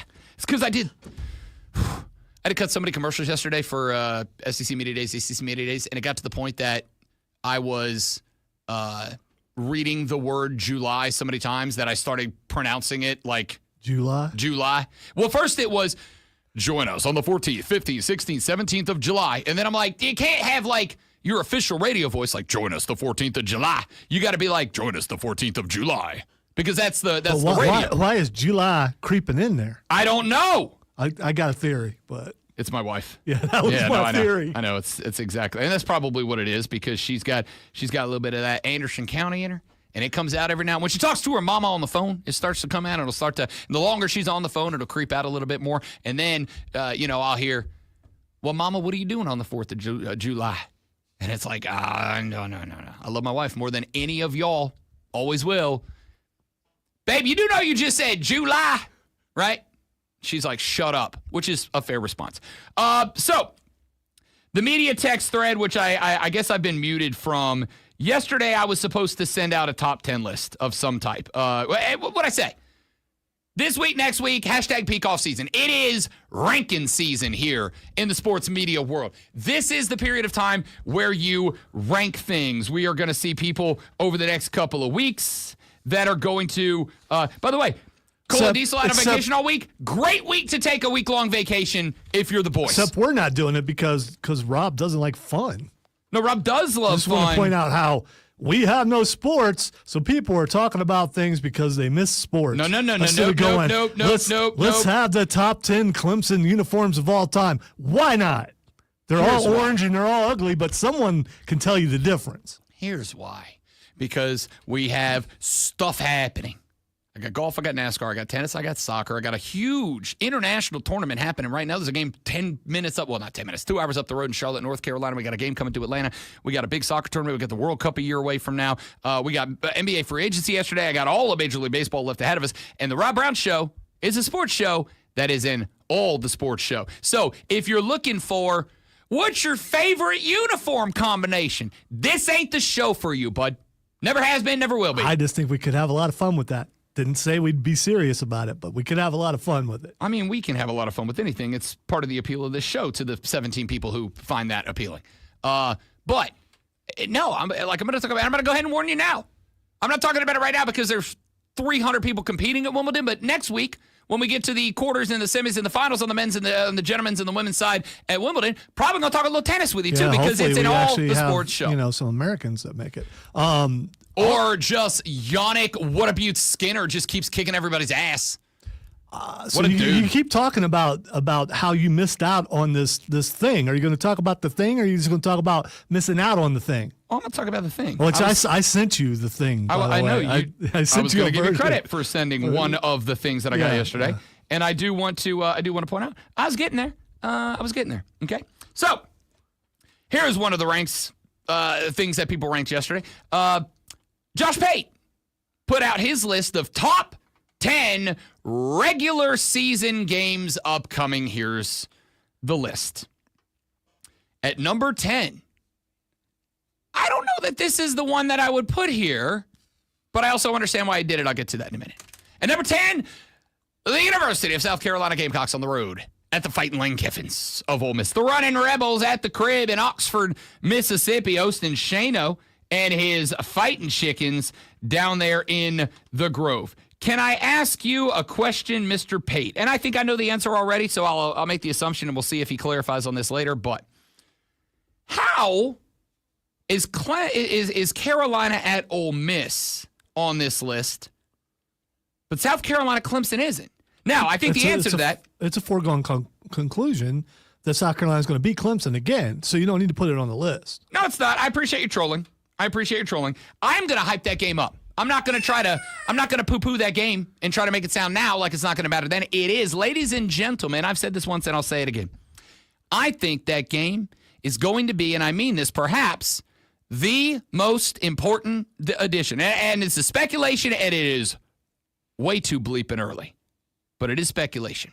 2 weeks away from media day. This game is 10 months from now. Uh-huh. It is too early to speculate what's going to happen You just in week complained 14. an hour ago that yesterday was the first of the year. Okay, break that game down for me in will week be 14. here. In week 14? Uh-huh. Okay.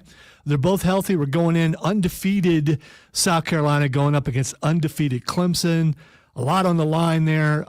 South Carolina's got a chance to actually compete for the SEC championship. Clemson's going to win the ACC championship because they almost always do that.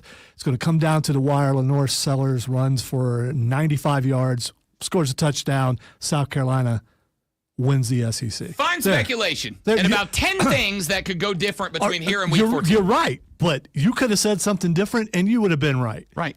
But do you expect me to say nothing? Probably. But I gave you a breakdown of the game. No. By the way, unfortunately, Clemson's defense got run all over the place if you're a Clemson fan. But they still were able to stay in the game because Kate Klubnik finally lived up to what people thought, the hype.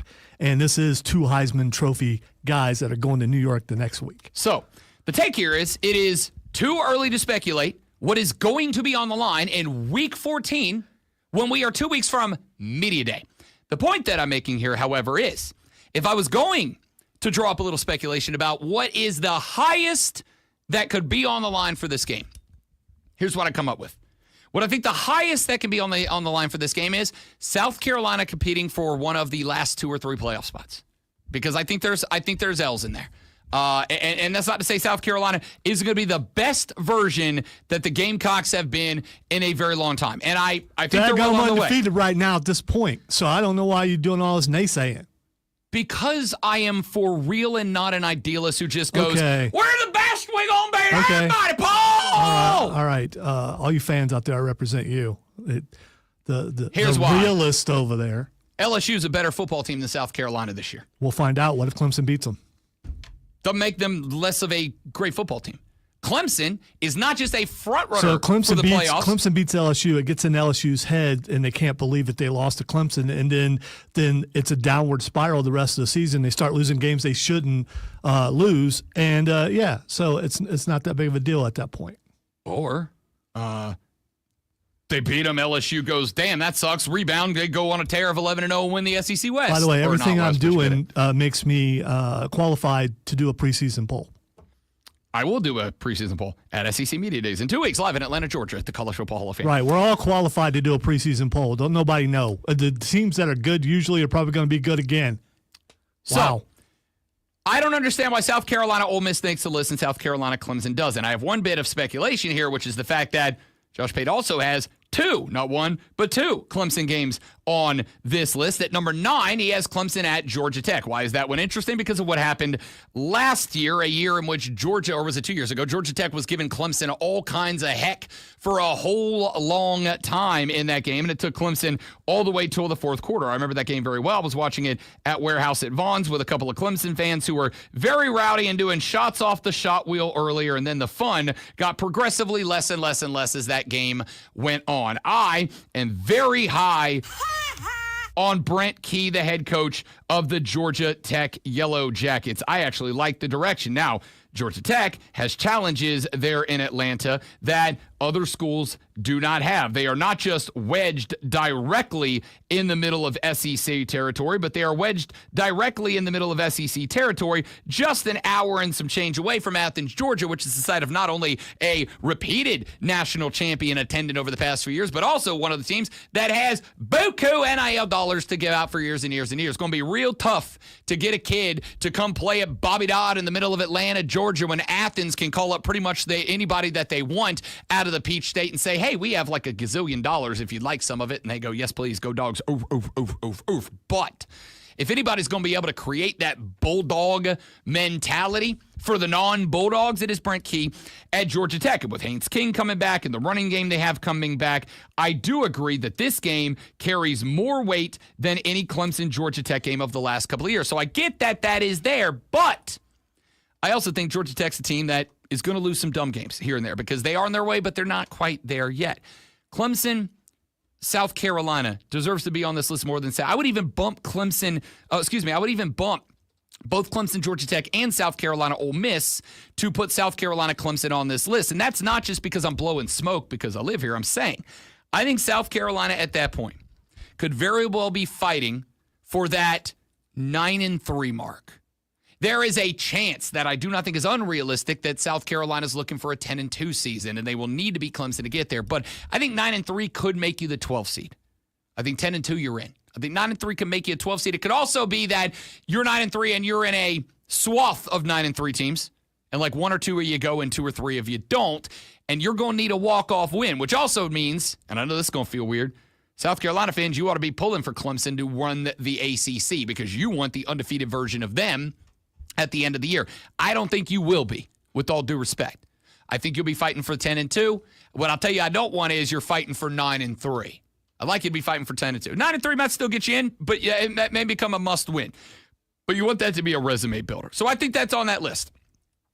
I don't understand how in the world, great one, Ohio State, Texas is number 8 for Josh Pate.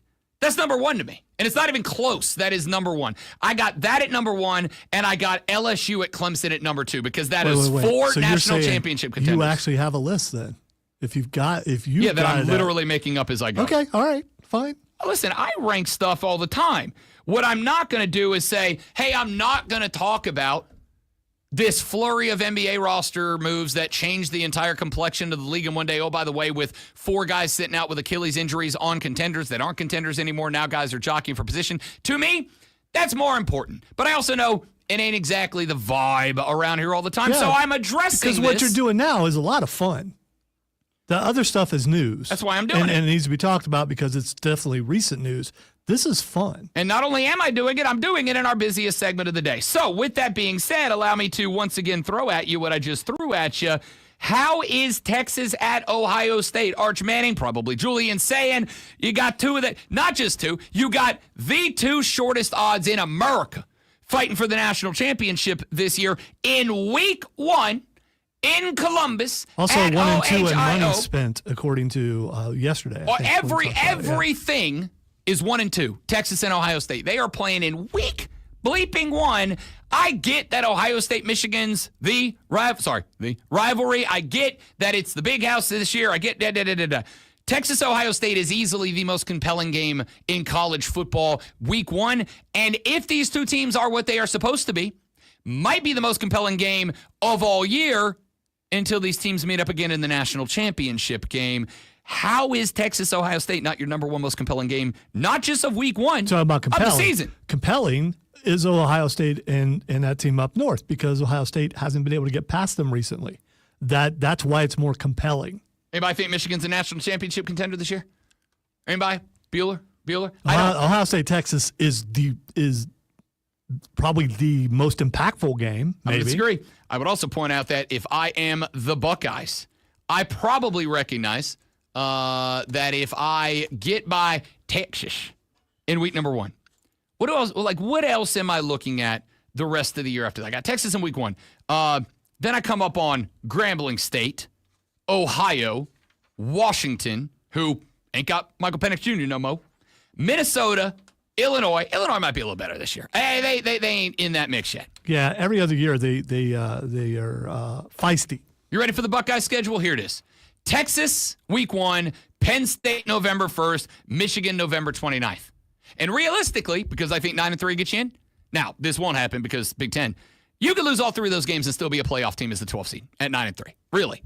Like Ohio State, I think, respectfully, if you win any 2 of those 3 games, you're going to the playoffs and you're probably going as a top half seed. We'll see. But I also think, we won't see. Much like you said about LSU, lose to Clemson, it all comes downhill. If Texas goes up to Ohio State and beats the dog snot out of them in Columbus, maybe we're talking about a different thing. But does that not make week 1? I know it's the rivalry, but unless you're bought into that rivalry, Texas-Ohio State is the most compelling game of the year, and we get it right out of the gate. But now you can have a loss and still make a playoff. So if you lose early, then that last game probably is more important, especially if you lose to Texas.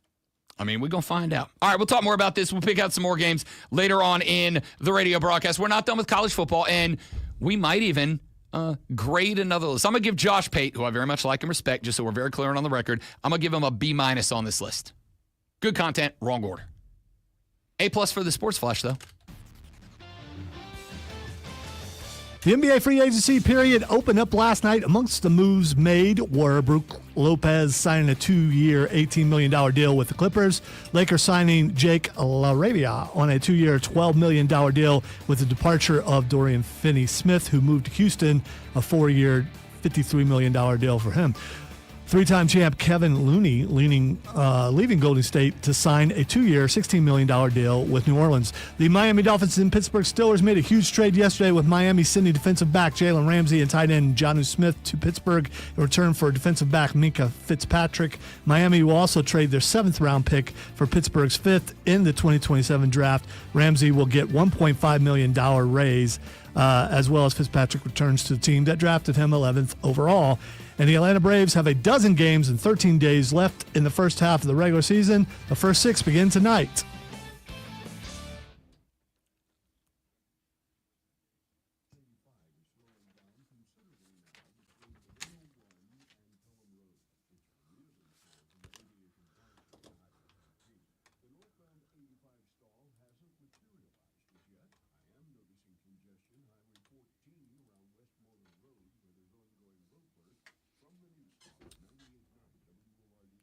We're getting it revved up, James, getting it ready to go.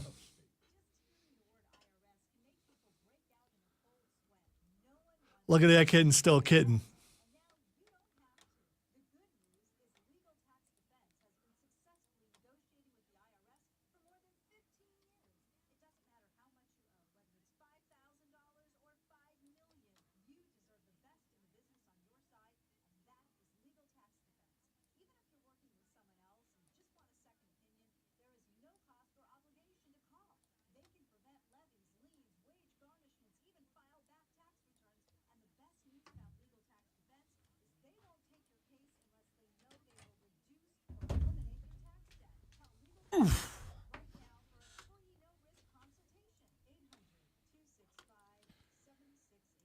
Bouncing in the club when the heat is on, all night on the beach to the break of dawn.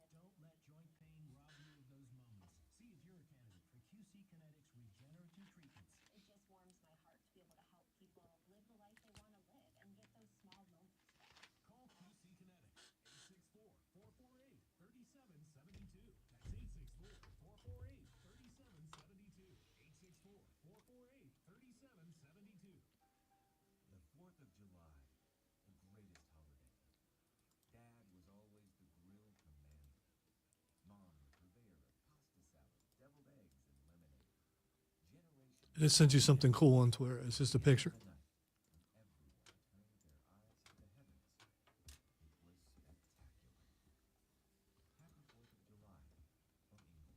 Oh, it is dope.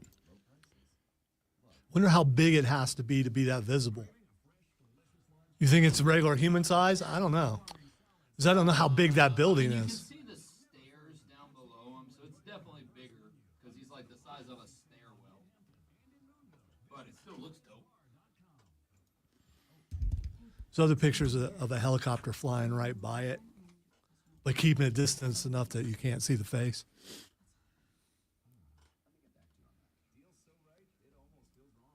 Man, I hope that movie isn't disappointing. It drops in a week, right? Next week? It's next Thursday? next Thursday, yeah. Or technically, I guess, yeah, Thursday night. Well, for Wednesday for people who are Prime members who got chosen. I mean, how do I get on that list of people who get to see movies early and get to play video games early? I mean, how do you get on that list? I didn't even know there was a list. Of course there's a list. There's always a list. Paul! That's my that's my go-to mock somebody joke. It's Paul. Hey, it's Paul. Ain't pardon nobody, Paul! I used to have to listen to Paul Feinbaum every day. And I don't listen. Hate the game, not the player. Like, he figured his niche and he ran to it. But good Lord, he puts the lowest common denominator of people on that show. You mean real Paul people? Feinbaum's show real is people, regular keeping the people? stereotypes about the South alive and well. I mean,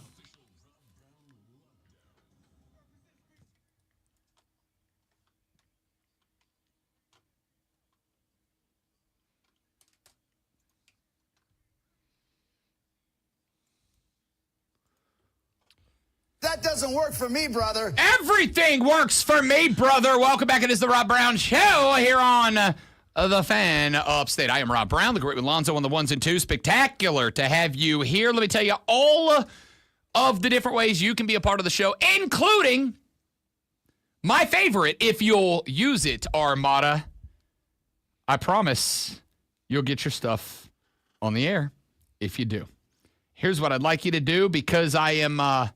I didn't even know I was doing this until last night when I was alerted that this was once again a thing for you. The Ray Memorial Hotline is back.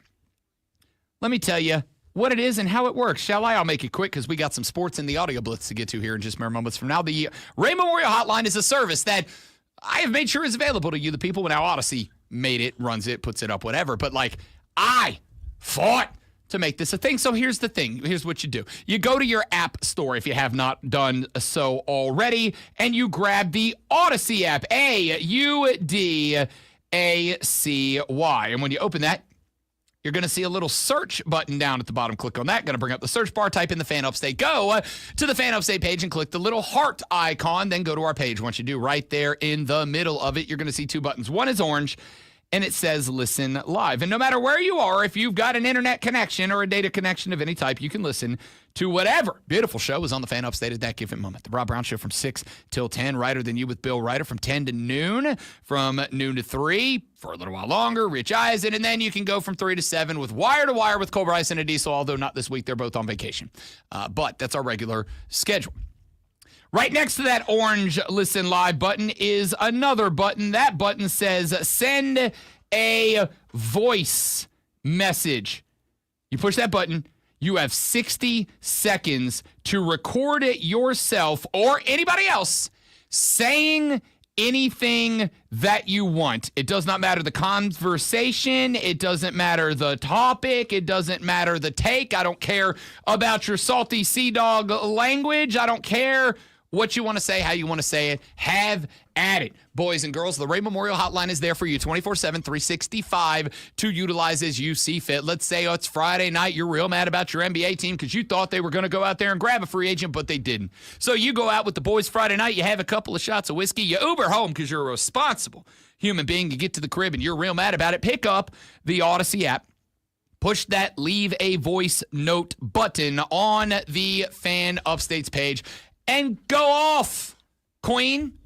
Go off, King. Drop your note, drop your voice message. I'll come back, I'll edit it, we'll react to it, we'll have a take on the air, or you can just say, hey, Rob, don't play this on the air, but I just wanted to tell you that, and I'll make a notation, all right? So go to the Odyssey app, Audacy. It is free in the App Store. Grab it, put it on your phone. Go to the Fan Upstate page, click the heart so that it's easy to navigate to anytime you want to do this, and then click on the Leave a Voice Message button. And once thou does, you can leave a voice message anytime, day or night. And for the record, I don't care how many you leave either.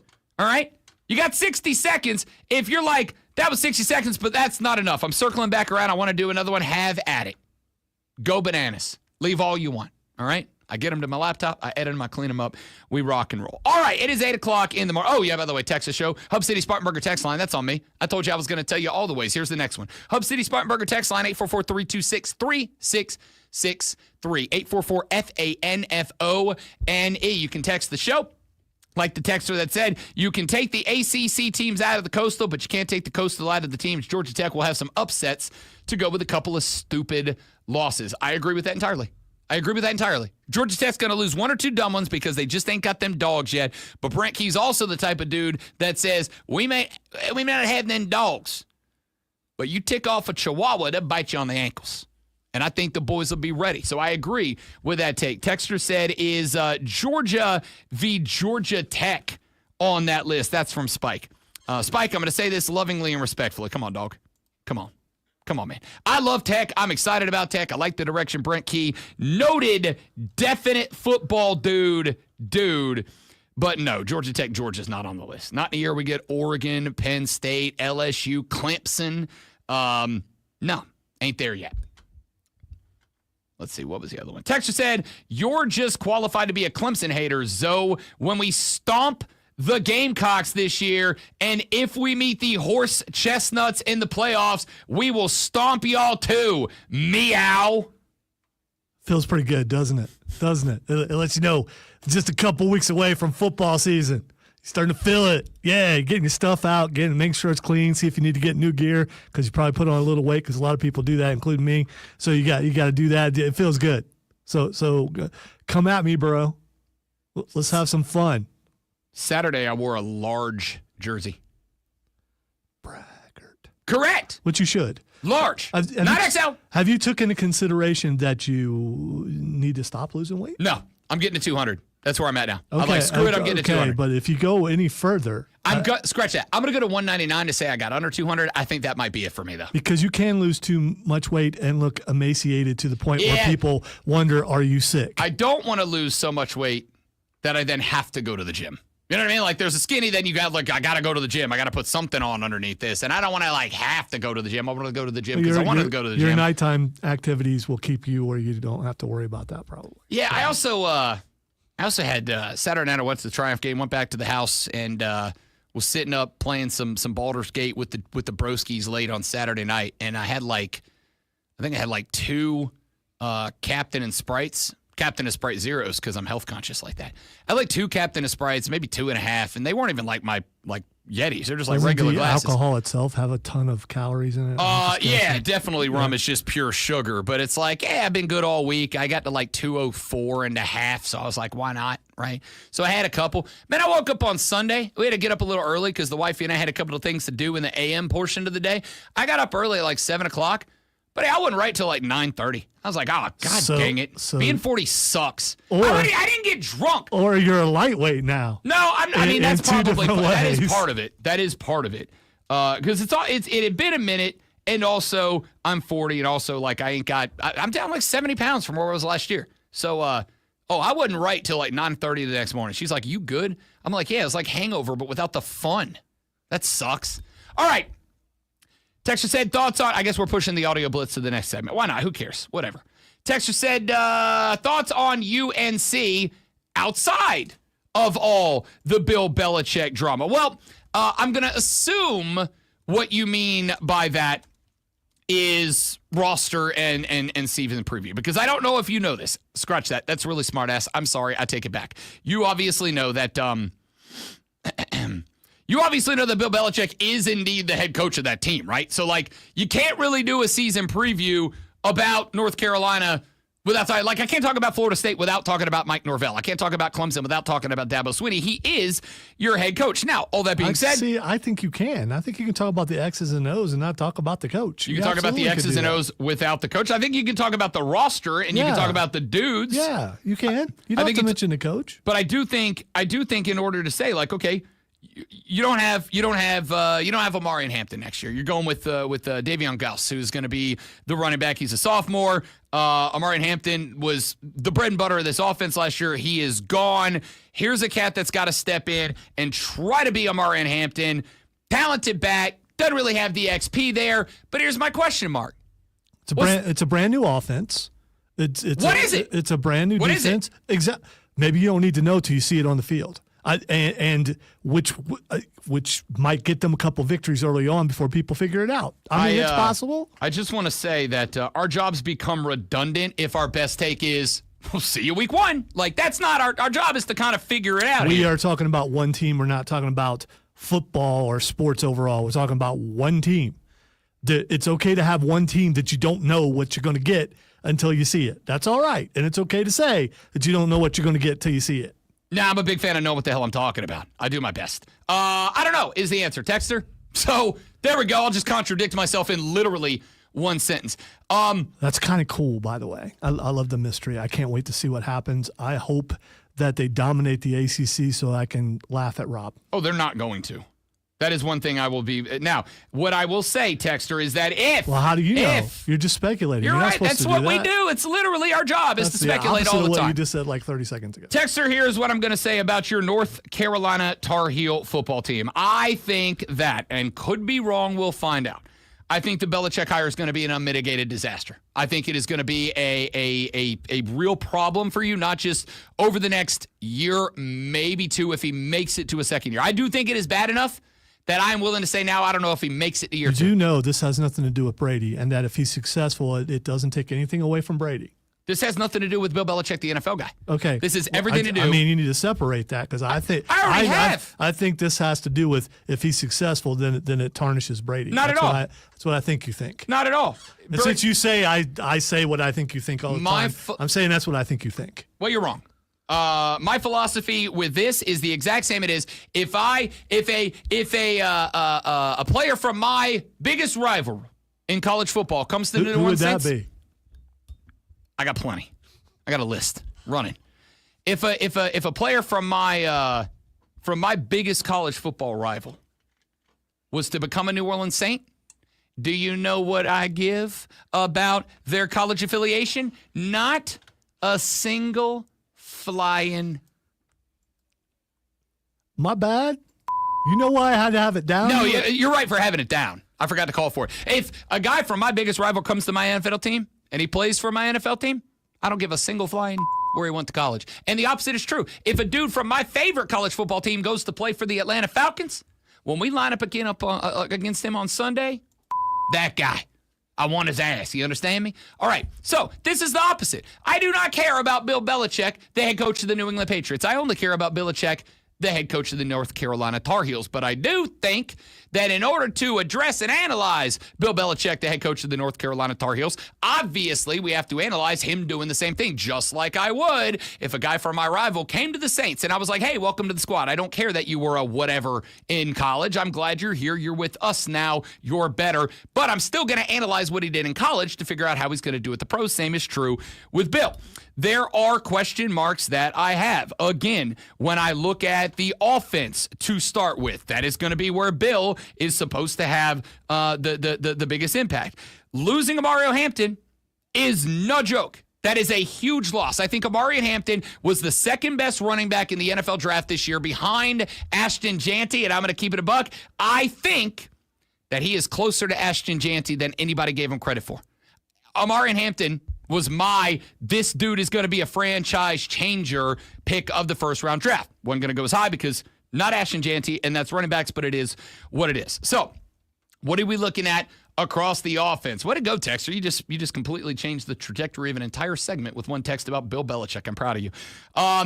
As far as the offense goes, you lose Howard Sampson to Texas. That is a big time player. You do get some guys that have come in to the Tar Heel offense. You are bringing in Trayvon Green, 6'7", 340. That's big, dog. That's big. Yeah, that's WWE size big. I believe my uncle would call it, and I quote, bigger than hell. That boy bigger than hell. Does your uncle have an accent? Oh yeah. Does he? Yeah, Okay. he's from the out there sticks. You go through the sticks to get to where he lives in the sticks. Oh, okay. So it's kind of a Creole kind of. No, he redneck. Oh, is he? Redneck. Okay. Oh, that boy All right. bigger than hell. 6'7", 340. Austin Blask is going to be on the other side. NFL size center already. Aiden Banfield is a young guard who's got a little bit. They did have some prospects come in and out. It's a good foundation, but it is an offensive line that is going to have a lot to learn within the Belichick system, which I assume is going to be a hell of a lot more pro style than what any of these guys That's have what I was going to experienced. ask. In your expert opinion, having a big guy like that, does that mean More run or more pass? I think it is probably going to set you up to utilize the run primarily. I think it's a pro style offense. I think it is a more often than not, you're coming out of a shotgun with a running back or a under center with a running back. I think you're going tight end split with a slot somewhere in the middle. I think you're going to see a lot of that, like kind of traditional formation, and you'll see some two tights. You'll see this. You know what Belichick's offense was at New England? I think it's that, just without a Tom Brady. But again, the question mark that we have here is twofold. One, where's the quarterback? Where's the quarterback? You had Max Johnson, who was going to get his opportunity. He was the big transfer last year, was a guy expected in to be the guy that comes after the guy in Drake May. He had the leg injury, knocked him out for the season. He will get his shot. You also brought over Gio Lopez, former guy from the University of South Alabama Jaguars. He comes up 3,000 yards, 22 scores, 7 picks, ran for over 600 yards, 9 touchdowns. Here's the thing. Not a big dude. Not a big guy. Not a behemoth, right? You got LaNorris Sellers. We've talked about LaNorris already this morning. LaNorris, is part of the reason that he is dangerous as a guy who can pull it, tuck it, run it, is because he's a big old son of a gun. That boy bigger than hell. So when you got a dude who can get to the outside and he's bigger than hell, and he can make to the outside, that's a big thing. Gio Lopez can get to the outside. He can make things happen, but he ain't a big dog. And inside of a pro-style offense, like I think Belichick and the boys are going to run, that doesn't always mesh. I'm not saying it won't. I'm also saying he played at South Alabama. It ain't like he saw the level of competition. And again, we ain't talking about the SEC or the Big Ten. We're talking about the ACC. There's still some dogs in that. You think if they line up against a Clemson, against a Georgia Tech, where Brent Key's been good at that defensive line, where Florida State, even if they were 2-10, they had some big boys in the middle. Do you think that if he can't get to the outside because it's a pro style and he's got to keep it in the middle, that an undersized dude is going to be? I don't know. Got question marks about the wide receiver whore. You brought over Isaiah Johnson from Michigan State. Okay? Like he was kind of faded in the offense there. You bring back Kobe Paysor, the leading receiver last year, at 21 catches, 365 yards. For a guy who's not throwing a pass at the ACC level. You see what I'm saying? Like, the problems at North Carolina run way deeper than whether or not Bill Belichick's a good coach. I'm more concerned about your roster than I am your head coach, and I'm concerned about your head coach. Take a break. Back after this, The Rob Brown Show, Audio Blitz, or your text, whatever. Next on the Fan Upstate. All right, so you were kicking that so hard it was shaking the board. I literally did not know I was kicking and you it. could hear it on the mic. Okay. That's what I was pointing down for. I thought you were telling me to turn my headphones down. I'm like, can you hear it? They're. I mean, if you want me to say, hey, stop kicking that, I mean, I tried to not do that.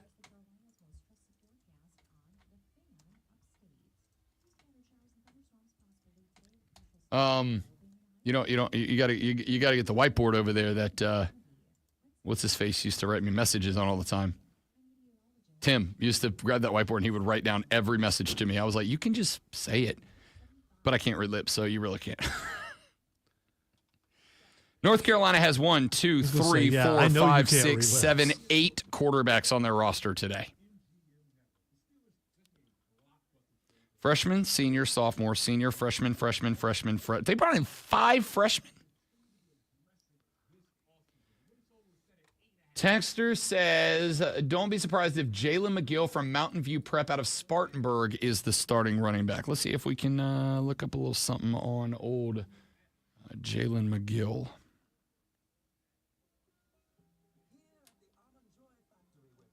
Is this her? I don't see.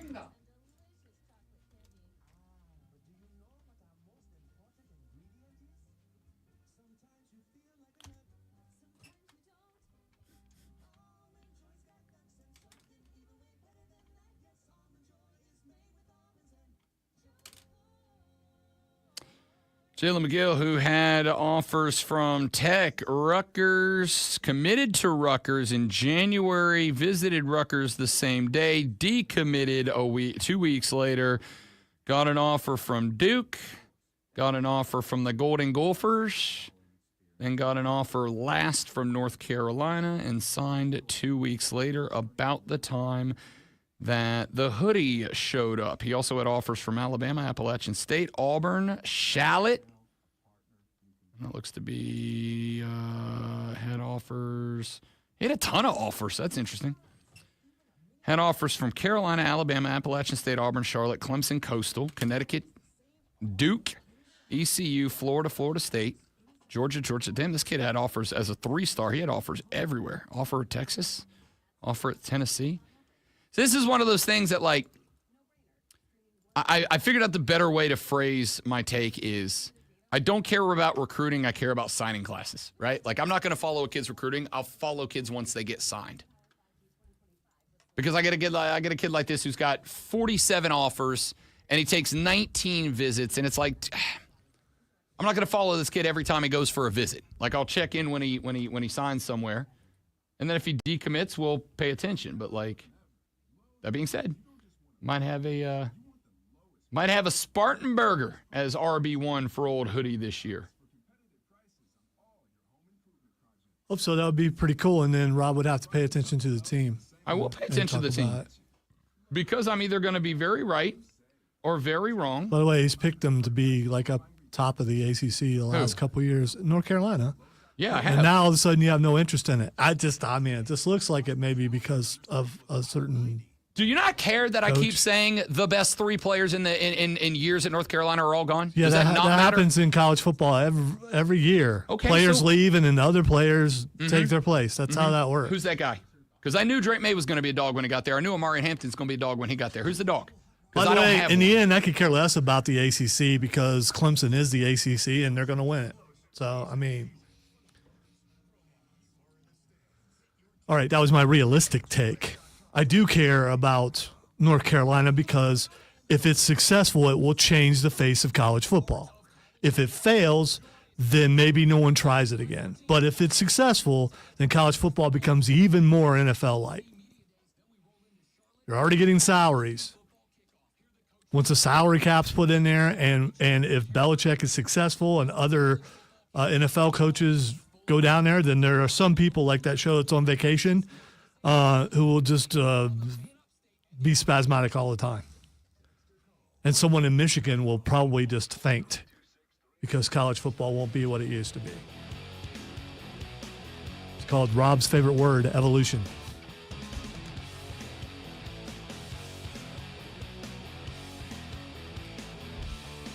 All right, so we talked some North Carolina there. Texter says, don't be surprised if Jalen McGill from Mountain View Prep out of Spartanburg is the starting running back at UNC. I went and looked at the kid's profile. Holy crap, he had offers from everywhere. That'll be interesting. Could have a Spartanburger up there at RB1 for UNC. Buckeye Mike says, and I quote, "Bring it, kitty cats." Spectacular. Texter said, I am a... Sorry, I was a little slow. It is what it is. Happens to the best of us. I am a property maintenance inspector in Spartanburg County. I just got to this area. It just so happens to be the most BFE part of the burg, and the fan radio station does not reach down to the bottom of Spartanburg County. So I will be using the Odyssey app religiously from this day forward for better or for worse. Well, hopefully it's a lot more better than worse, Texter, but we appreciate that. We're glad to have you on the Odyssey app, and since you already have the Odyssey app open, go ahead and use the Ray Memorial Hotline. Go to that leave a voice message button. Click on it. You get a 60-second message that you can send anytime, day or night, and there's your way to communicate with the show. I have by the way, I keep the website for the Ray Memorial Hotline message populator open on the computer all the time. So if you send me a message, it'll pop up for me right there during the break. I can go listen to it during the break and either play it on the air, save it for the next day, whatever the case is. Go to the Odyssey app, AUDACY. It is free. Go to the Fan Upstate page, click on over, and leave a note on the Ray Memorial Hotline. All right, let's get some sound up in here as we roll through the show today. I got a bunch of stuff. This take is completely not sports related at all.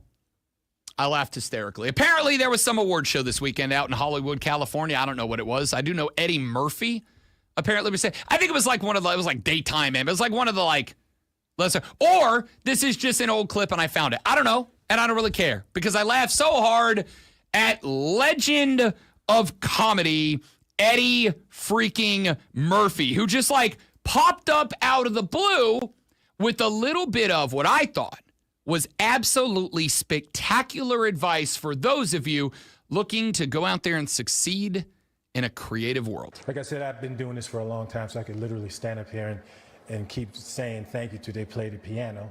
But I'm I'm going to wrap it up and just say something to all the new up-and-coming dreamers and artists that are in the room tonight. I want to let you know that there is a definitive blueprint that you can follow to achieve success, prosperity, longevity, and peace of mind. It's a blueprint, and I followed it my whole career. It's very simple. There's 3 things. You just do these 3 things. Pay your taxes, mind your business, and keep Will Smith's wife's name mouth. Ladies and gentlemen, I am not a student of stand-up comedy. I tried it once at an open mic a long time ago. It went okay, but not good enough that I was like, oh, maybe I'm going to try this. You learn about setting up a joke, and everybody's got their own style. That might be my favorite joke setup of all time. Because I got to tell you, when I found that clip and he started talking about it, I'm like, you know what? I'm in the entertainment industry. I'm in the creative industry. I'm one of those dreamers. I've been in this game 18 years. I ain't accomplished anything yet, other than being a three-time South Carolina Broadcast Association Sports Talk Radio Show of the Year, along with Lonzo. But I'm still dreaming, and I was bought in 100% when he said, I got 3 rules. 1, pay your taxes. 2, mind your business. And I'm like, it's pretty good. What's rule number 3? Rule number 3 is keep Will Smith's wife's name out your mouth. Dude, I, in the bed, late at night, started laughing so hard I shook the bed, and the wife woke up and got mad at me for it. See, I was waiting for him to say number 3, don't pick up people at a certain time of night. That's what I thought he was going to say. So that shocked me. Let's see. If you don't know the story, look it up. No, I do know the story, and I was just going to. Hey, Cal Raleigh was on the Pardon My Take podcast with Barstool Sports, Big Cat PFT the other day, and they asked him a genuine question that I both have never thought to ask. Cal Raleigh, of course, the catcher for the Seattle Mariners, and a good one. Swatting of course gongs right now at a rate faster than, well, anybody else ever at that position for the first half. It's incredible. 2 things about Cal Raleigh, because there's 2 clips about it. Number 1, his nickname is, this is not being made up. You're going to see him refer to this during All-Star Weekend. His nickname is the Big Dumper. It means exactly what you think. And that, of course, led to a conversation between Big Cat, PFT, when they ask a question that I've never once asked the catcher and will never again talk to a catcher without asking him. You ever fart on an ump? I mean, yeah. I've logged too many innings to not have. Has an ump ever noticed? To let one Be like, slip. dude, what was that? Nobody's ever said anything. Okay. But I mean, you know when they're thinking it. Yeah, it's like when you walk in a room and yeah, it's the same thing. I mean, I try not to make it a habit. Yeah. But you're in that position all the time. You're compressing your body a lot. Sometimes some just squeaks out. Yeah. Yeah, I mean, you're squatted down for that long. Yeah. Bad pregame meal, You ever fart on an I've never once Just thought. had to play that part twice, didn't No, you? I accidentally clicked it when I was trying to stop it, and we got a little. I could have run it again. I've never once in my life thought to ask a catcher because, again, think about the position they're in. I'll tell you right now. Again, I'm, Cal Raleigh's like 22, and I'm like 40, so we're in different places in my life. But I'm gonna keep it a buck with you. I gotta, kneel down, contort, bend, whatever. One's coming out every now and then. It's just the reality of being a person. And then, of course, as you get older, it's just kind of thing what it is. Like the other day, I had to get up under the sink to do a little baseline plumbing. I learned from ChatGPT how to change a piece underneath the sink. I'm crawling down under there. I bent down. The wife's in the room because I'm like, hey, can you hand me that wrench? Can you hand me this, that, and the other? And as I kind of got under the sink and rotated over to lay on my back, not only did one get out, it was one I was very proud of or not proud of myself at all, depending on the situation I was finding myself in. In that moment, I was like, she left, and I was on my own to do that project the rest of the time. Is this Odyssey Upstate power? I mean, as far as smell goes, I mean. Yeah, no. It was definitely a something that a few steps down the hall you would. Okay. She left when I needed her the most to help me with this project, and I also 100% did not blame her for it. Was there a banana on the floor? No, there were no bananas on the floor. There will never be a banana on the floor because that is weird, and I don't like it. Terrell Hatton is a golfer who plays golf on the Live Tour. Tyrrell Hatton is a dude who is known for having a bit of a temper and an attitude, but he's also this like Northern Irish England guy who like has a very calm. I'll let the clip play to understand. Here's the point. There's not much I love more in sports than a clip where a dude proves that these dudes are just dudes. His second shot at the par 5 7th. As we mentioned before, he's 7 under par for his second round. And he's got into 4th place overall at 5 under. Well, a tie for 4th anyway with Paul Casey and Richard Bland. To stay there. Worst hole on the planet. That is bullshit.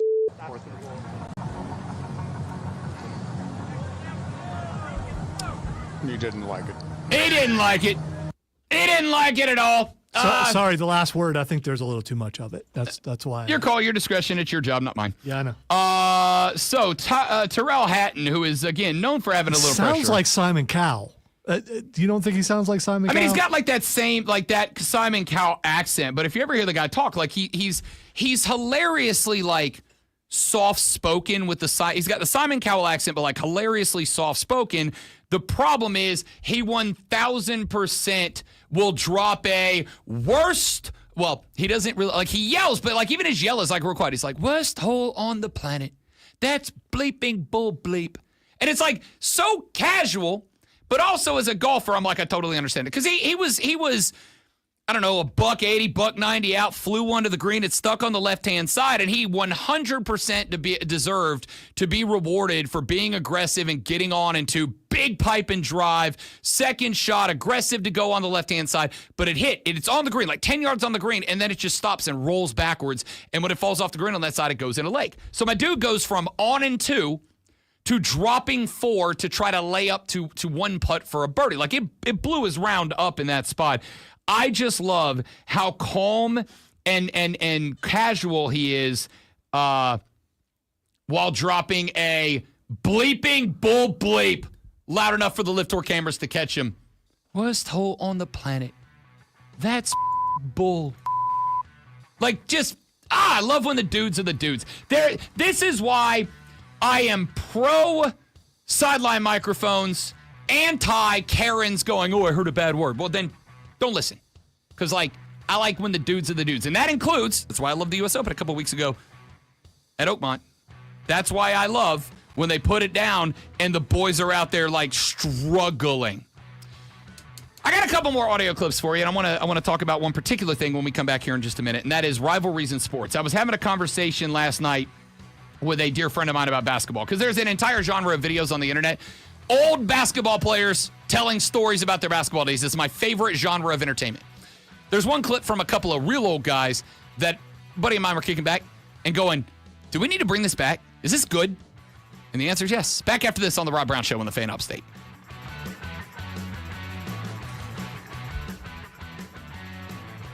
All right, guys, stepping away for just a minute. Y'all stay right there. We are.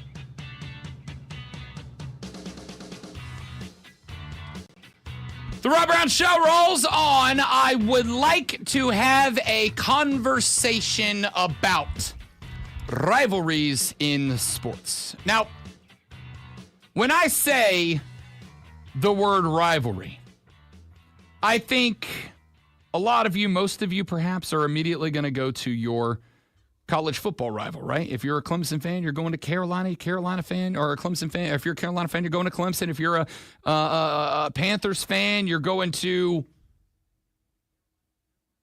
who would you say is Carolina's biggest rival? The Panthers' biggest rival. The Is look it New on your Orleans? face has got to be the Saints. I was going to say the Saints, and then I'm like, but we're Atlantis. Like Carolina's like, yeah, we'll get to y'all when we're done with Atlanta, right? Like they're not our like Atlanta's our rival. Who's Carolina's? Because I don't think it's Atlanta or New Orleans. Those two hate each other.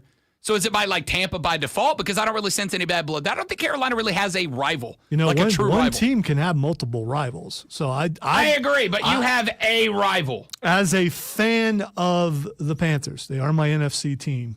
I can't stand New Orleans. Exactly. But again, you're just learning this. That's fine. We think about Carolina when we're done thinking about Atlanta.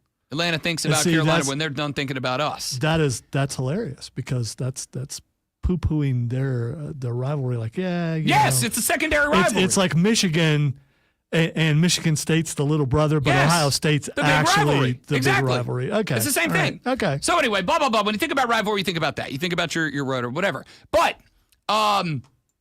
even with the hatred and all that goes along with those rivalries, I wonder if there's a way, and I'm gonna talk about this from an NBA standpoint from a reason, but I also am gonna talk about this. I'm gonna bring it in NASCAR. I'm gonna bring it in football, etc. I think that I would like to see, and I don't know that there is a way to generate this without it in 2025, maybe almost coming across somewhat controversially.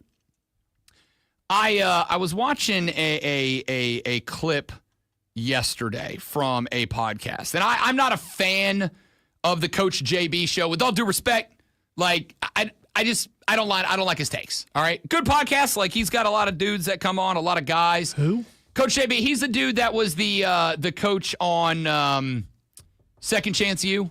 When that Netflix show got real big. Okay, I've heard of him. Or sorry, Last Chance U. He was the head coach at Mark used to have him on the show all the time. He does a pod now called the Coach Mark JB who? Show. Mark Ryan, your old boss. That would make me walk. He does a podcast. It's a joke. He does a podcast now called, his name's Jason Brown. He does a podcast called The JB Show. Not my cup of tea. He's very like, I don't know how to say this in a way that's not going to get half of y'all to judge me. I don't care. He's very like old school toxic masculinity coach, right? It's just not my bag. But at the same time, I also understand there's place and time, which is going to kind of be almost hypocritical to what I'm about to say. I think we need as sports, I think we need to bring an emphasis back on rivals. Like I do, because I think we have, and I am guilty of this too.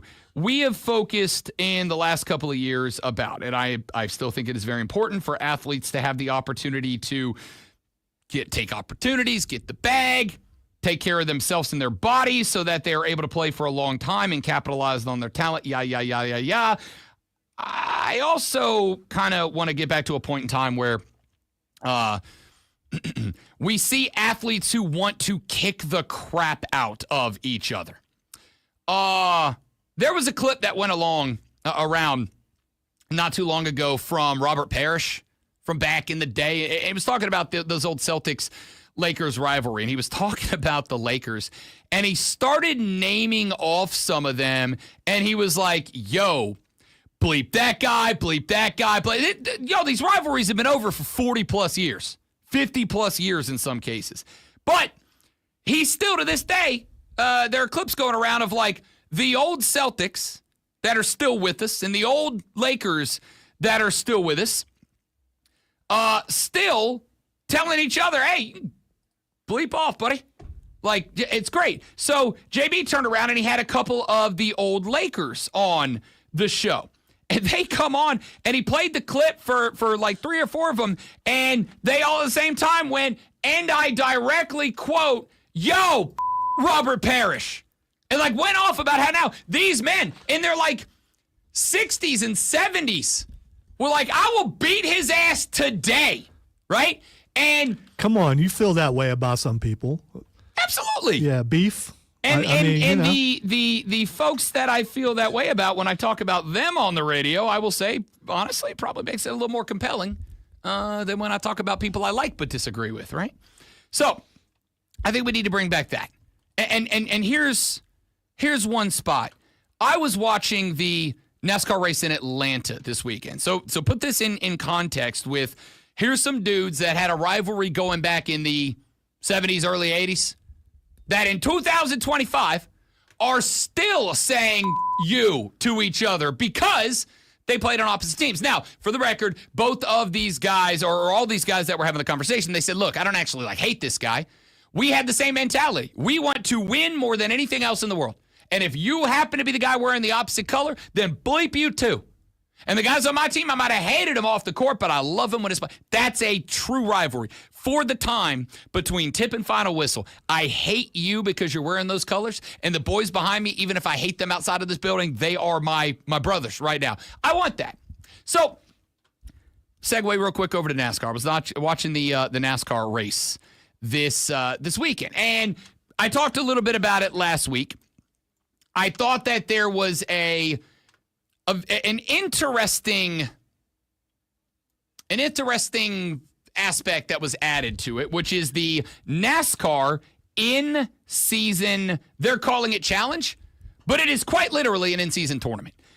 They took 32 drivers over the past handful of races. They seeded them 1 through 32, and then they created a 1v32, 31v2, 30v3, whatever, bracket. And over the next handful of races, from 32 to 16 to 8 to 4 to 2 to 1, they are going to eliminate each other single elimination style. So it's like, if you're number one, and that's 32, whoever finishes ahead of the other on that race, or whoever goes further in the race, they win and they move on. If you do not, you lose and you are eliminated. Doesn't matter who you are. And at the end, there is a straight-up check for a milli to whoever wins this thing. Well, NASCAR, over the past couple of years, I think, has kind of, to some degree, lost villains, heels, bad guys. There are a few out there that come close, but there's not really that guy. The closest I think we've had in a couple of years is Denny Hamlin. Denny Hamlin is a dude who, after getting a win, will talk smack to a stadium full of fans. In fact, he's even developed a bit of a catchphrase because of a bar that he dropped a couple of years ago after winning a night race at Bristol. Second at Kansas, and he winds up winning the Bristol night race, another crown jewel. I think you're starting to like this with the fans, a little banter you have going back and forth, do you? Oh, man, everybody likes a winner, right? So it's can't thank this whole FedEx team enough. Just, they really kicked ass this whole first round. Just amazing how good our team has been. Just so happy about the way we're running, and can't wait to keep going. You've made many championship 4 runs, Denny. Is something different with the 11 team this year, though? It's our year. I just feel like we've got it all put together. We got the speed, every single type of racetrack, and nothing to stop us at this point. So are these fans motivation for you? There's a lot of boos out there.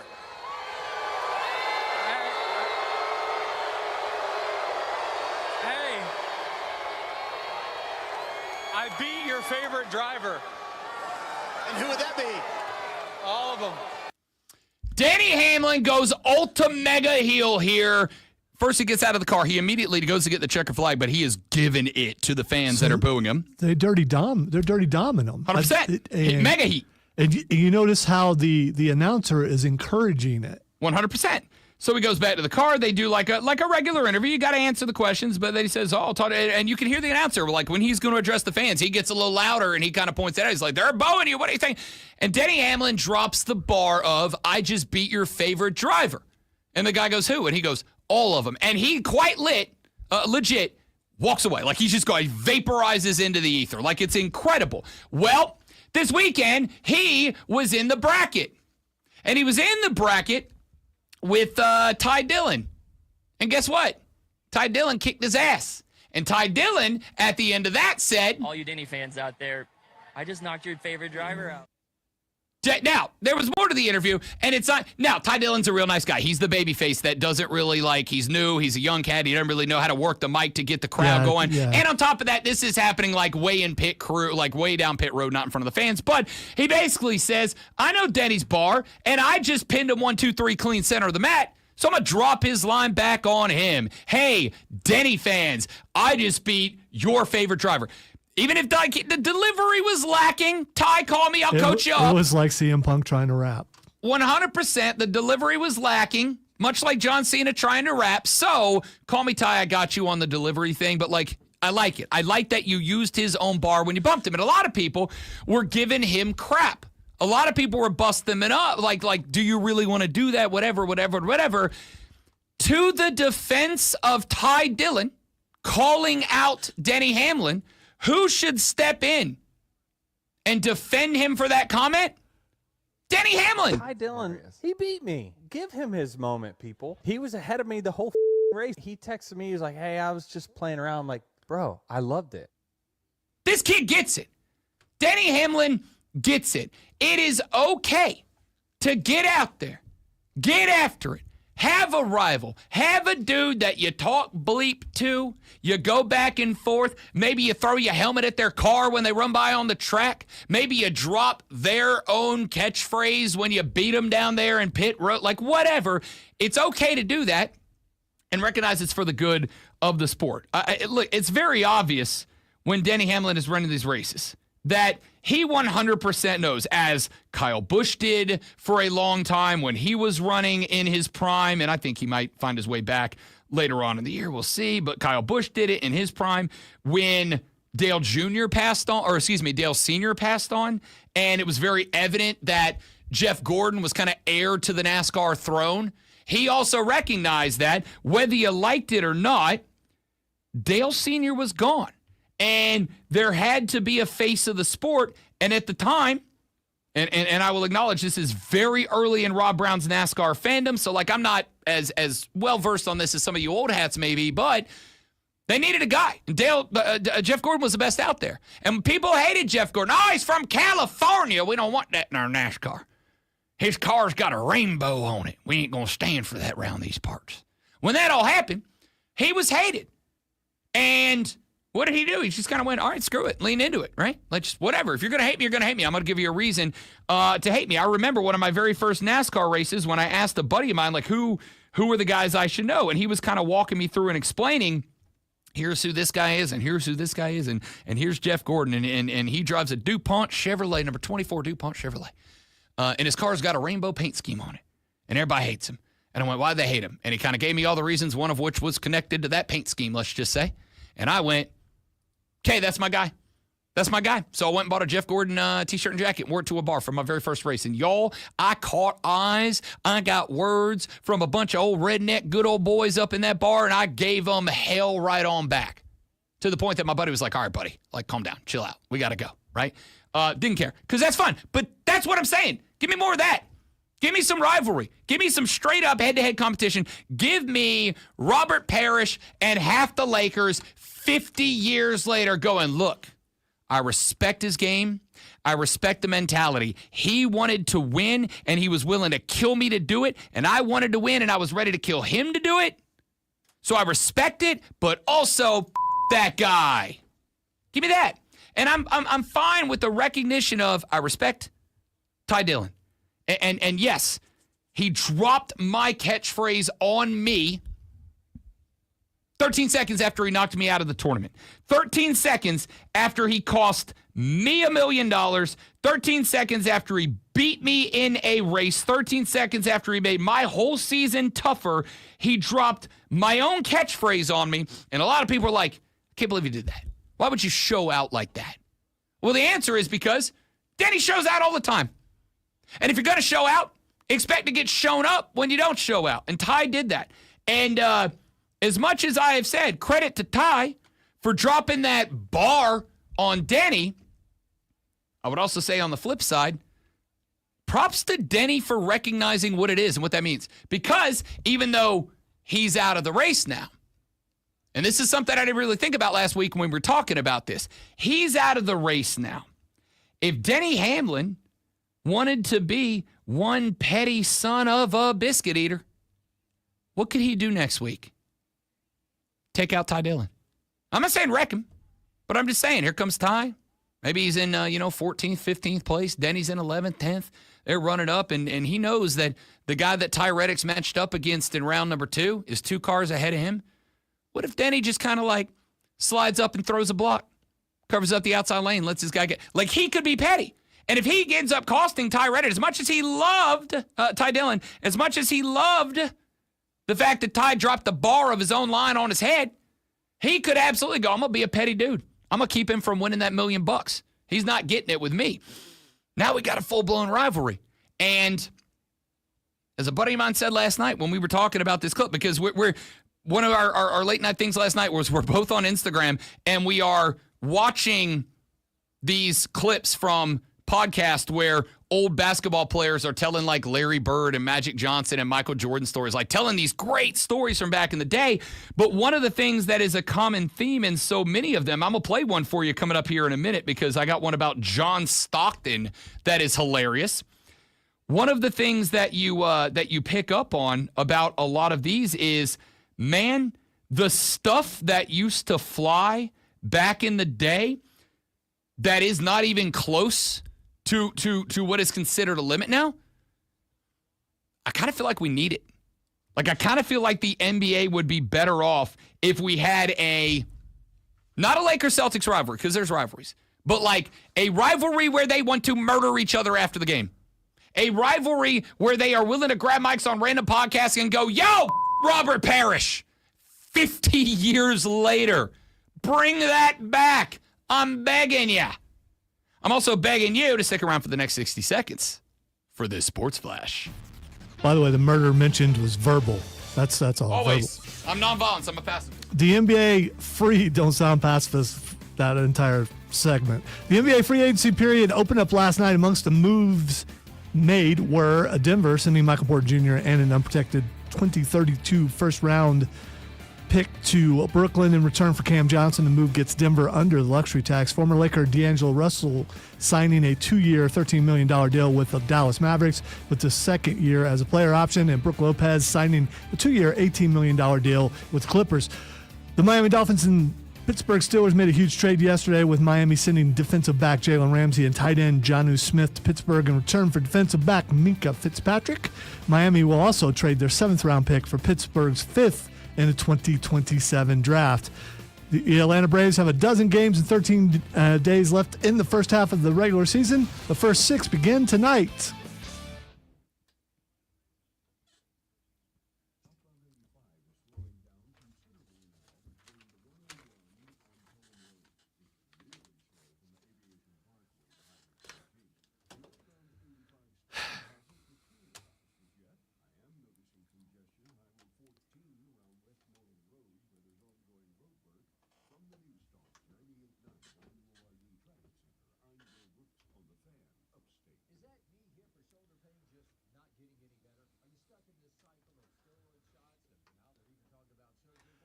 Listen, as a Kansas City Chiefs fan, and I know Denver is not what they once were, I can't stand Denver. And I want them to destroy Denver every time they play them.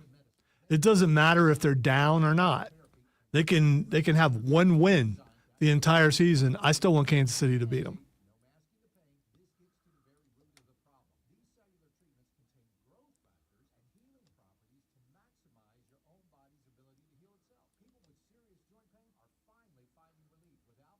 And Rob just found out after working together 5 years that I don't like the Saints. I never have.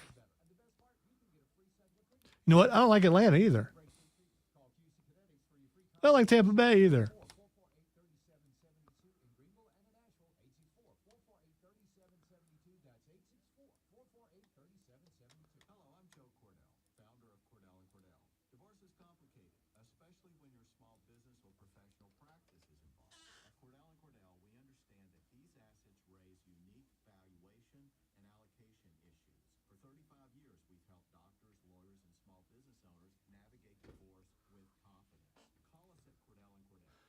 I don't know if in the NFL, if there's just one team that I want to see lose more than any other.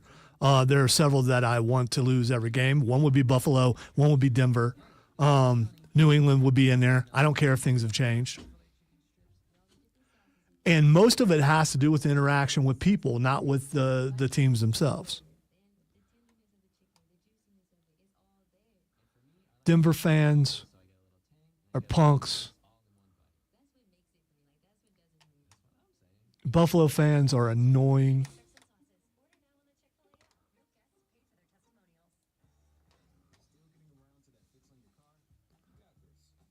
And the RPSA come to life when WWE says, we are professionals, don't try this at home. Buffalo fans go, watch me.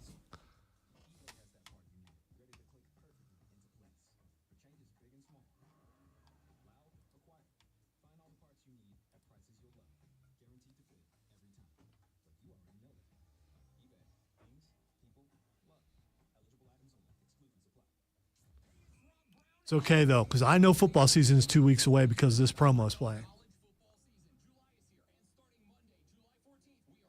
It's weird because Rob's over there, but I hear Rob in my speakers. It's magic.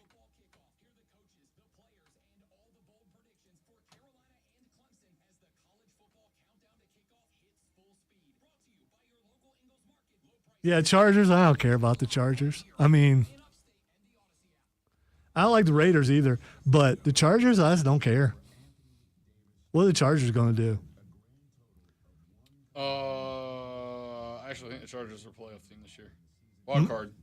They've been a playoff team a bunch. They just haven't done anything once they got there.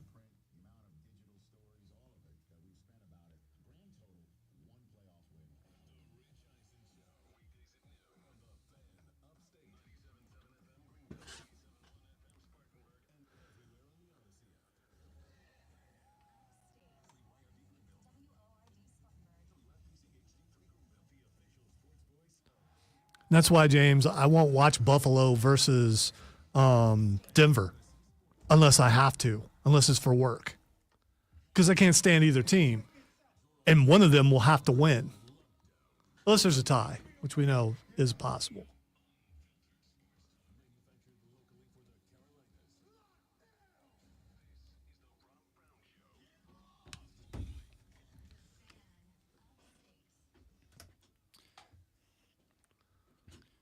Final hour of the Rob Brown Show goes now. It's the Fan Upstate.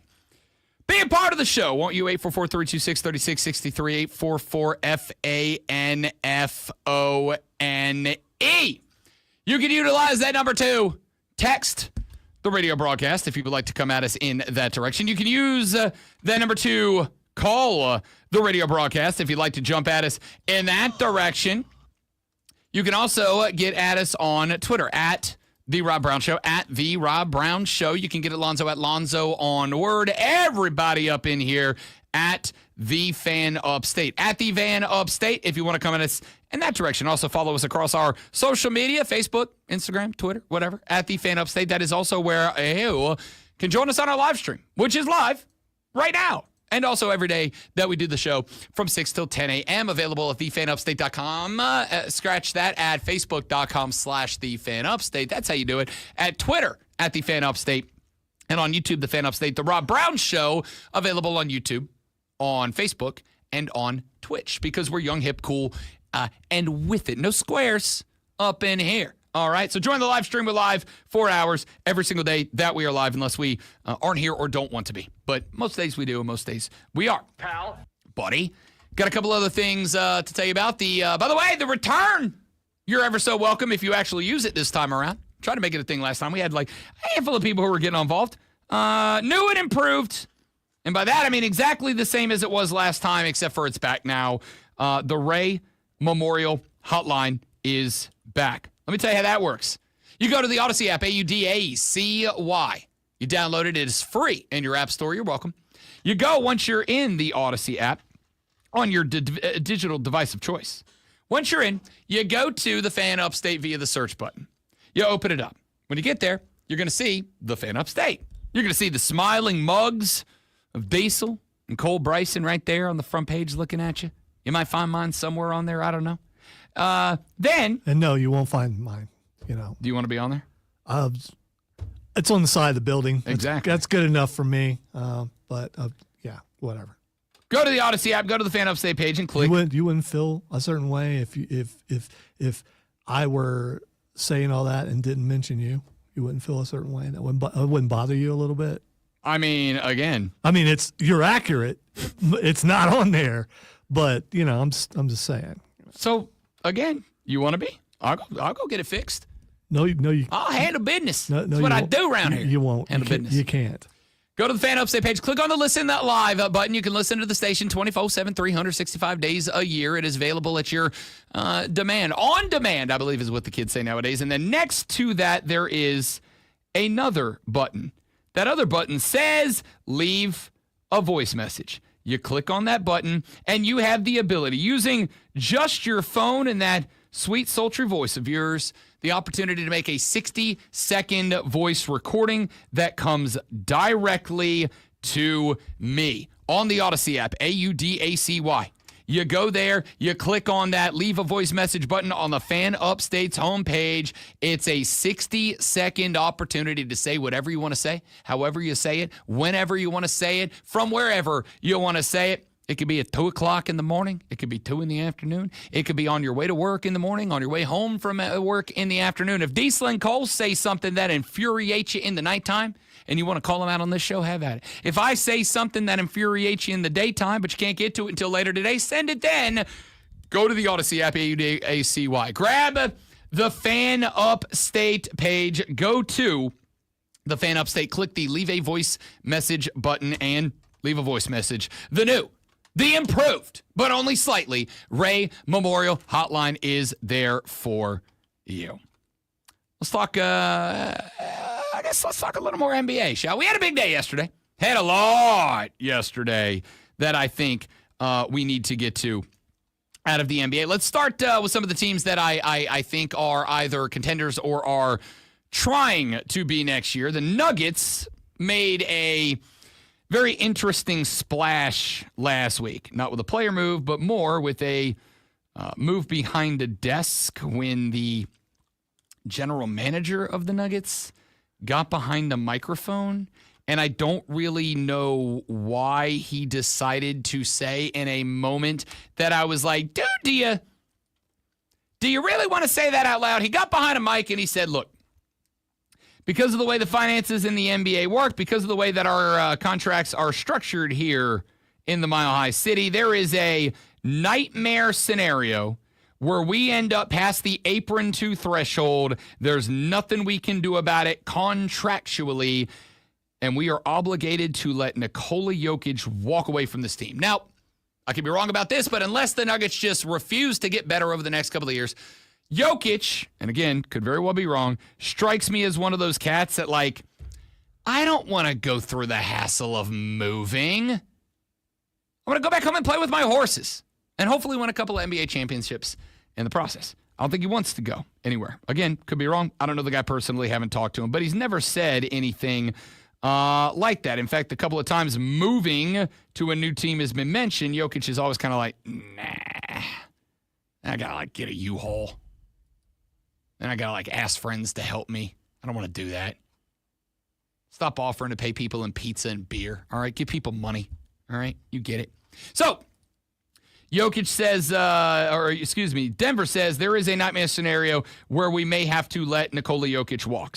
They avoided it yesterday. They trade Michael Porter Jr. and an unprotected 2032 first-round pick to the Brooklyn Nets. Now, this is it's kind of risk-reward because the Nuggets got to go in right now. Like, they got to go in right now. The guys that are around Jokic and Jamal Murray and these dudes, they're going to be good for the next couple of years. But, like, they're all getting older, and by the time 2032 rolls around, Jokic is going to be, like, 38, and Murray's going to be, like, 35, right? So, like, you got to do this now. Whereas the Nets are looking and going, we're not going to be good for a while. Right? So, like, let's get it unprotected. And they are banking that by the time Jokic and Murray get to be 38 and 35 years old in 2032 or whatever it is, by the time they get there 7 years from now, they're betting that the Nuggets will be out of magic, out of shine.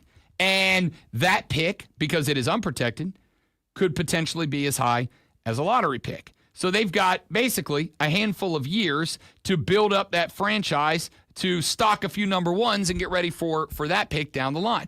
On the flip side, the Nuggets also save a ton of money off the cap by bringing in a guy who is as good of a defender as Michael Porter Jr., but a better shooter. And that was the frustration with MPJ last year, along with some injuries that kind of limited him. He was not a great shooter in the postseason. In fact, a lot of Denver fans, some of the Denver analysts I've had on the network shows, have said that the belief is MPJ was the reason that there was a lot of injuries going into that Game 7 against Oklahoma City, but MPJ's ability to generate anything offensively was the reason that OKC was able to kind of like just outpace Nikola Jokic on the outside and win that Game 7. So that's a big interesting deal here. D'Angelo Russell's not good at basketball. I don't understand the move by the Mavericks. They needed a guard. I get that. They used a $5.7 million taxpayer mid-level exemption to sign D'Angelo Russell, a one-time All-Star who averaged 12.6 and 5.1 per game for the Lakers. I also want to point out here, and I gave some credit earlier this week to the Charlotte Hornets for Buzz City, y'all. And I'm going to do it again here. We told you about the trade that they made. They sent Yusuf Nurkic out to Phoenix. And in return, Utah. And in return, they got Colin Sexton, a guard who off the bench was averaging like 16, 8 and 4 last year? They got Sexton and they got a second-round pick for Yusuf Nurkic. I'll tell you right now, Charlotte, you're kind of killing it right now. Like, honestly, this is, and I've been here 5 years, this is easily, by far and away, no questions asked, no debate about it, welcomed nor entertained, the best offseason I've seen Charlotte have in a very long time. I love the draft class. I love Con Knippel as the outside shooter. Again, not the guy I would have gone with. I'd have got Ace Bailey and told him, suck it up, Buttercup. You're in the NC now.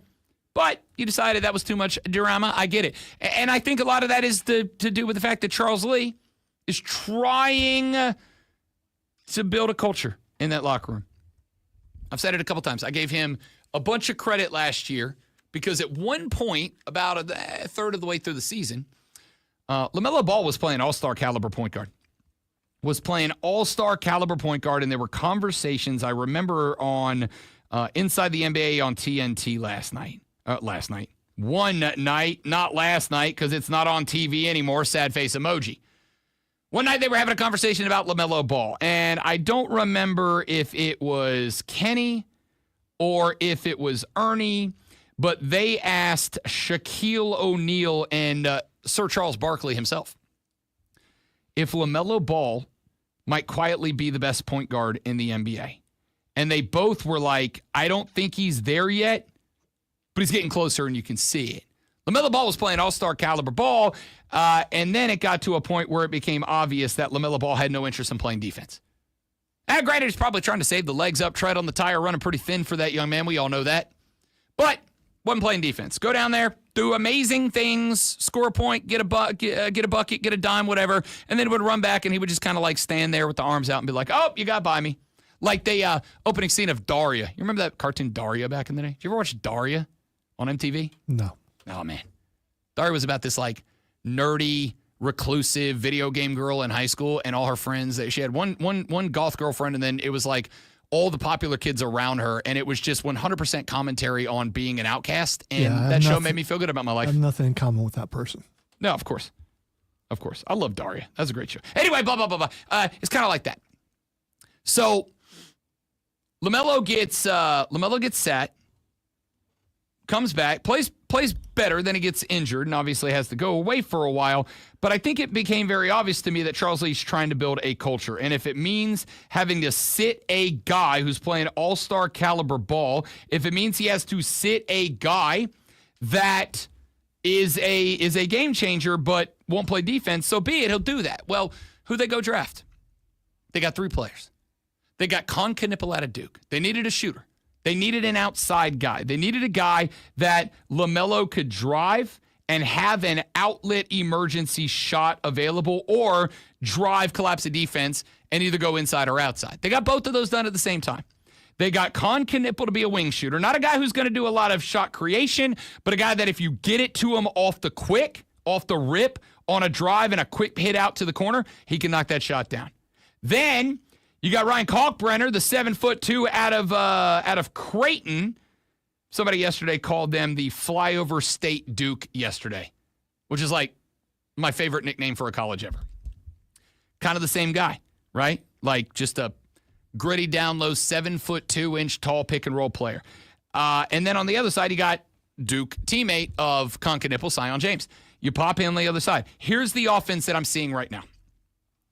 LaMelo at the top. I'm putting the 7'2" at the free throw line. I'm putting Knipple down at the wing or on the extended free throw line. LaMelo is going to take the rock, and he's going to drive to one side or the other, depending on where Con Knipple is being less contested.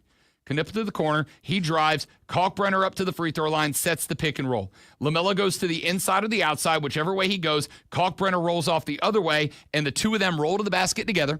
And as they're rolling to the basket together, there goes Con Knipple on the outside at the same level. I want 7'2", LaMelo Ball, three-point ace on the outside, and all three rolling at the same depth together. So now when LaMelo gets in there, he gets to look and go, okay, I'm doubled up, and it's from the inside. Bang, there's my 7'2" on the roll. I'm doubled up. It's from the outside. Bang, there's my kick out to Con Knipple, my ace three-point sniper. Or I'm single team, and I'm LaMelo Ball. Pew, to the rack I go. Easy. Mwah, up off the glass. Let's get the bucket. I actually really like this. But I like, on top of the fact that this sets up I think, very intriguing NBA offense, with a couple of guys that do have to, actually three guys that do have to prove themselves, because all of that does rely on, if Zion James, by the way, Zion James on the backside to be the like, oh bleep, they figured it out. Okay, kick it out to the outside. That kid can drive and score. I think the other side of this is all three guys that were brought in are culture dudes. You know what Con Knipple is. You know who he is. That kid, he's just that kid from Duke. He's just that guy from Duke. He's going to be a little pest. He's going to work. He's going to be everywhere. You bring in Zion James, his teammate, a secondary role player at Duke, but understood that he was a secondary role player to Con Knipple, to Cooper Flag. Why not pair him up with that dude? Let them grow together. They are going to work off of each other. Boom. Con Knipple sets the mood. That kid follows it. And then I go get the big man up out of Creighton, Kalkbrenner. I put him down low. Again, I watched that kid play a lot of games last year because the Creighton Blue Jays are like a running joke. Creighton beat Alabama in the tournament like 8, 9, 10 years ago. I think the Sweet 16. When Alabama, I think it was maybe Nate Oates' first year there, but Creighton beat them. And it's been a running joke for years that Creighton is the South's favorite team of the North in basketball, because not only did they beat Alabama, I think they beat them again the next year. Or maybe it was a year after that. But I think Creighton got Alabama twice at a point in time where Bammers were convinced that their basketball team was ready to rival Kentucky. And Creighton got them twice, either in a row or bad. And everybody was like loving it. We were like watching I was down in Florida watching the Bama crash out. So everybody's kind of like, I've followed Creighton since then. So I watched the Jays play a couple of times. This kid, he's not flashy. He's not spectacular. He's not big and powerful like Shaq. He's not like finesse going to shoot. I mean, he can, but not going to be finessing threes on the outside like Victor Wembanyama. He's kind of right there in the middle. Jack of all trades, master of none. Big man, but that means I can kind of utilize him to enhance the guys on the outside, not feel like I have to dominate the middle and then play it out to them. But with options with a shooter in Knipple, with options with a guard with LaMelo, with options on the backside with Zion, and then you got 2 or 3 dudes on the roster that can fill in the other spot, I kind of like Charlotte's offseason. I kind of really like what they are building right now under Charles Lee. They got the culture. I think they've put together a good locker room, and they've got a bunch of pieces that work together. Will it? I don't know. I hope I'm right. We'll find out. But I like it on paper for whatever that's worth. All right. Got a couple more things I want to get to before we get up out of here for the day. We did a list earlier. We did Josh Pate's top 10 top 10 games of the season. How about this one? Michael Cohen from FoxSports.com put together a list of the teams most likely to make their first playoff appearance this year. Who you got? We'll talk about that and maybe other list when we come back on the Rob Brown Show in the Fan Upstate.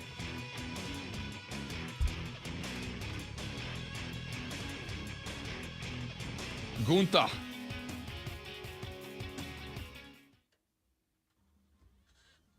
Gunther. Buddy of the show. Is it inappropriate to say that with a German accent because it's Austrian accent? Fair enough. All right. Pardon me just a minute, dudes and dudettes. Y'all stay right there. BRB.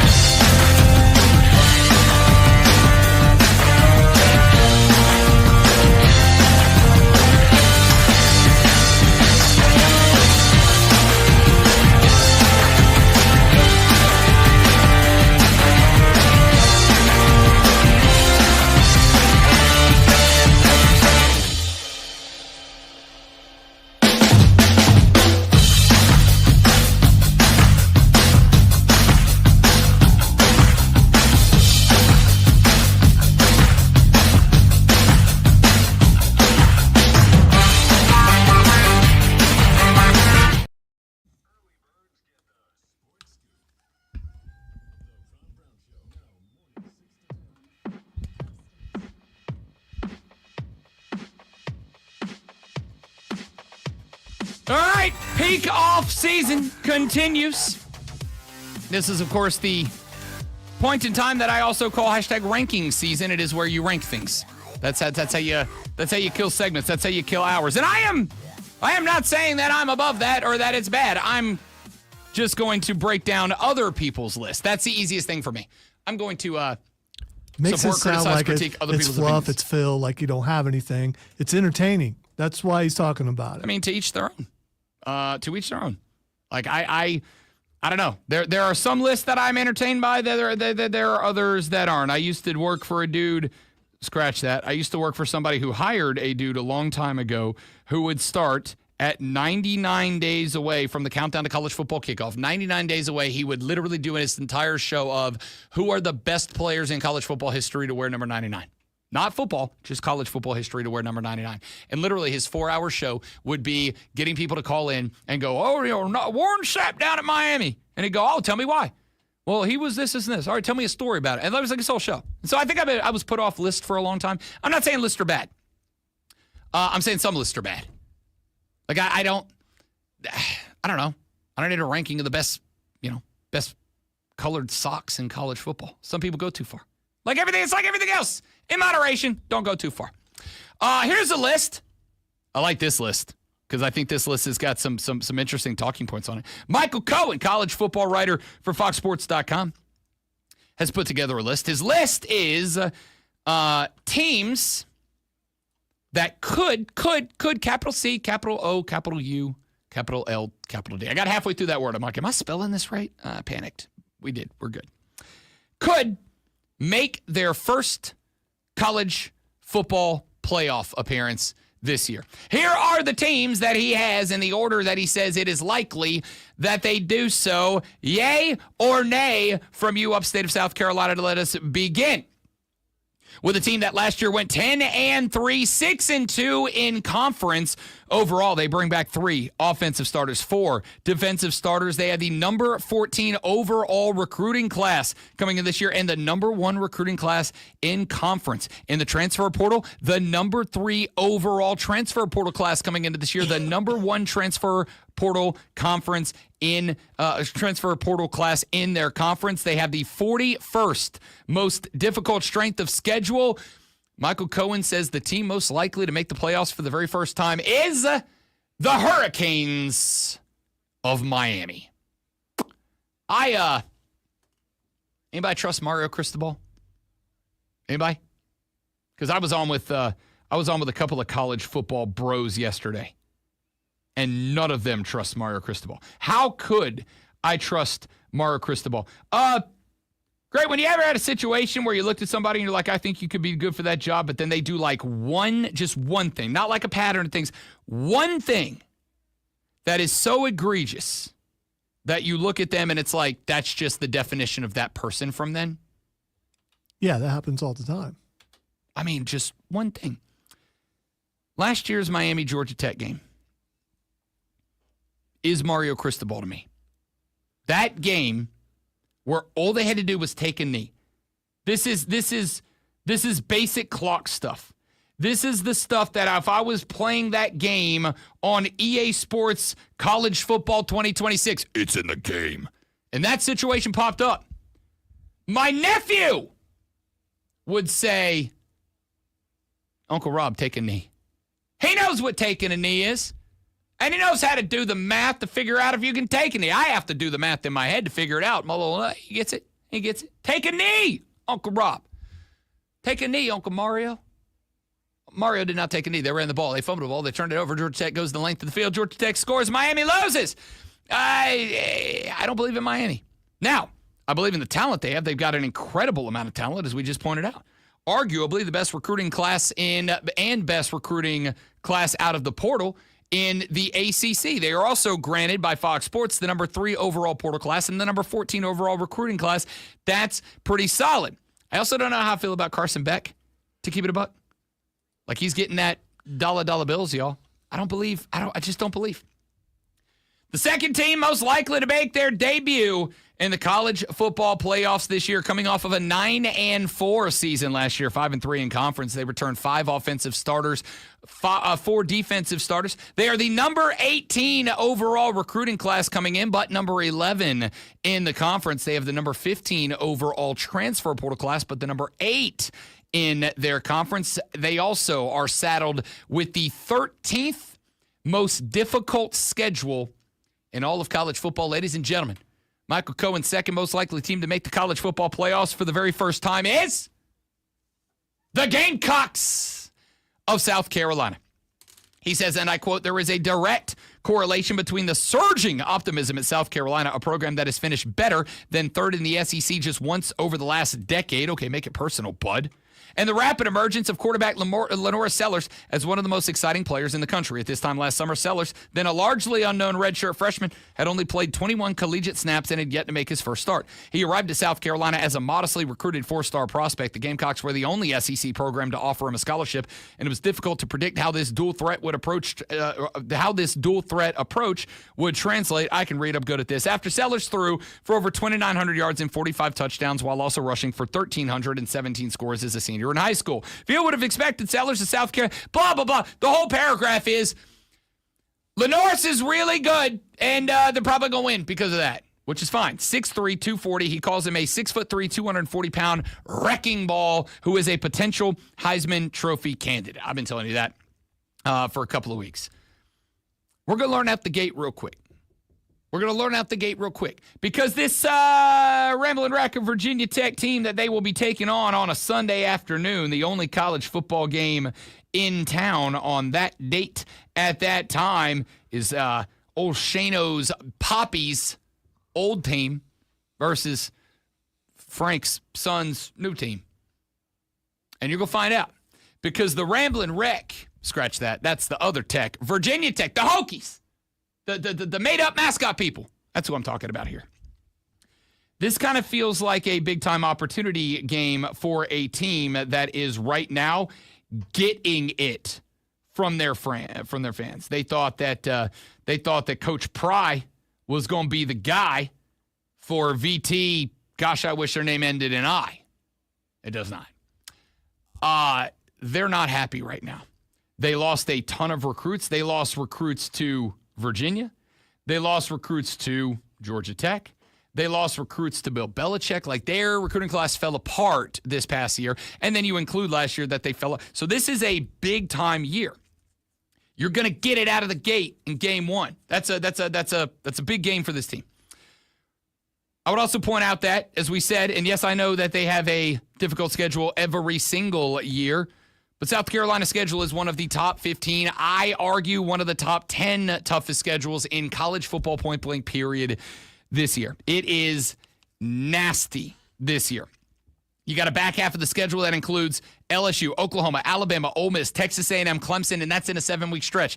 Those are teams that I think are playoff team, playoff threat, playoff team, playoff threat, playoff threat, playoff frontrunner.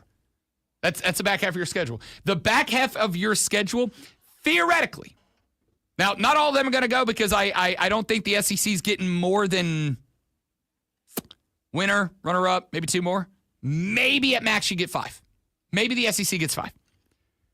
There's a theoretical chance that of the 6 games down the stretch, LSU, Oklahoma, Alabama, Ole Miss, Texas A&M, and Clemson, there is a chance Clemson goes, and then you could pick 3 of the others. There's a chance that of your final 6 opponents, 4 of them are in the college football playoff. That is a bracket. Like, that is a run through a playoff bracket. That's a tough spot.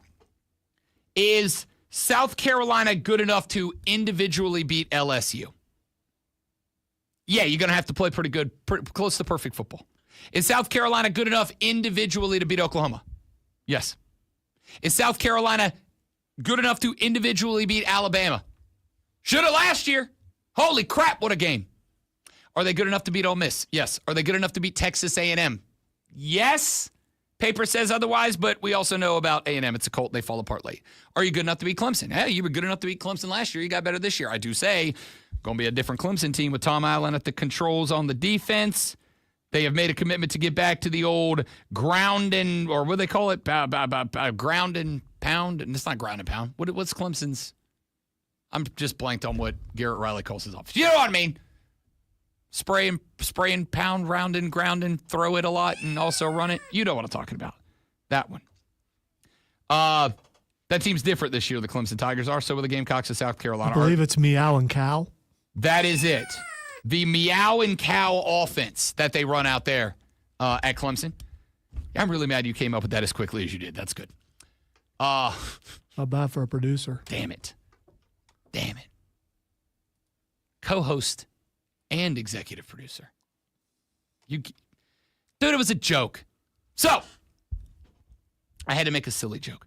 I'm interested to see where this one goes. But I think you're good enough to beat Clemson. I also think Clemson's good enough to beat you. You are looking at, in the back half of that schedule, in the final 6 games of that schedule, anywhere from half to more than half of that field being actual playoff teams. This is why I said starting this schedule off with a bang is important, and you better understand you're getting Virginia Tech's best shot. Virginia Tech's best shot should not be good enough to beat you. It should not be good enough to beat the South Carolina Gamecocks, but if you are off your game, if it takes a while to get Lenore's going, if the run game can't figure it out, whether or not they have Faison back there, if all that happens, unlike years gone by, respectfully, you do not have a margin of error this year in the games that you are supposed to win. You do not have the margin of error that you have had years gone by. Because it's like we need to get to 6 wins to make sure that we are a bowl team, right? The margin of error this year may be the difference between being a playoff team and being a bowl team. And you don't have it with the dumb games like Virginia Tech because of how much you don't have it with these big games. All right, we'll take a look at some more college football and wrap this bad boy up when we come back. I am Rob Brown. He is the great one, Lonzo, and you're listening to The Rob Brown Show here on the Fan Upstate.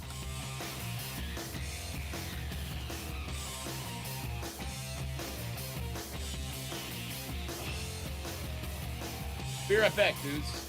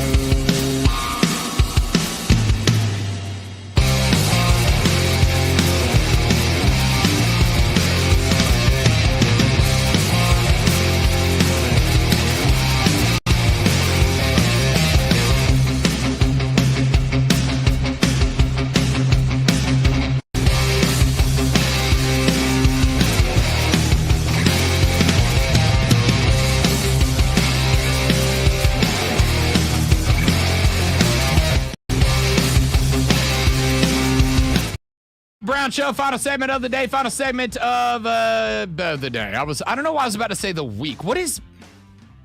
It is Final a segment of short the day. week, and you're trying to get there, or That's maybe this show is making you wanting it to be the last one, so you don't have to come back tomorrow. I mean, it could be a lot of things. I also, in fairness, I also got another 4 hours to do this afternoon too. So we're just burning it up. This is going to become a thing. I haven't even seen it yet. I'm already terrified. It's going to be a thing. It's my theme for the season. The old meowing cow offense. It's my theme. Says Brandon checking It's in on my the stream. theme for the season. So get ready. This is the definition of encouraging him. What? I'm semi-creative on occasion. So Are you going to take the cat sounder and now add a cow sounder on I'm the front of already it? Just thinking about it. Smush them together? No. They've got to be separate because it's meow and cow. It sounds like a cartoon.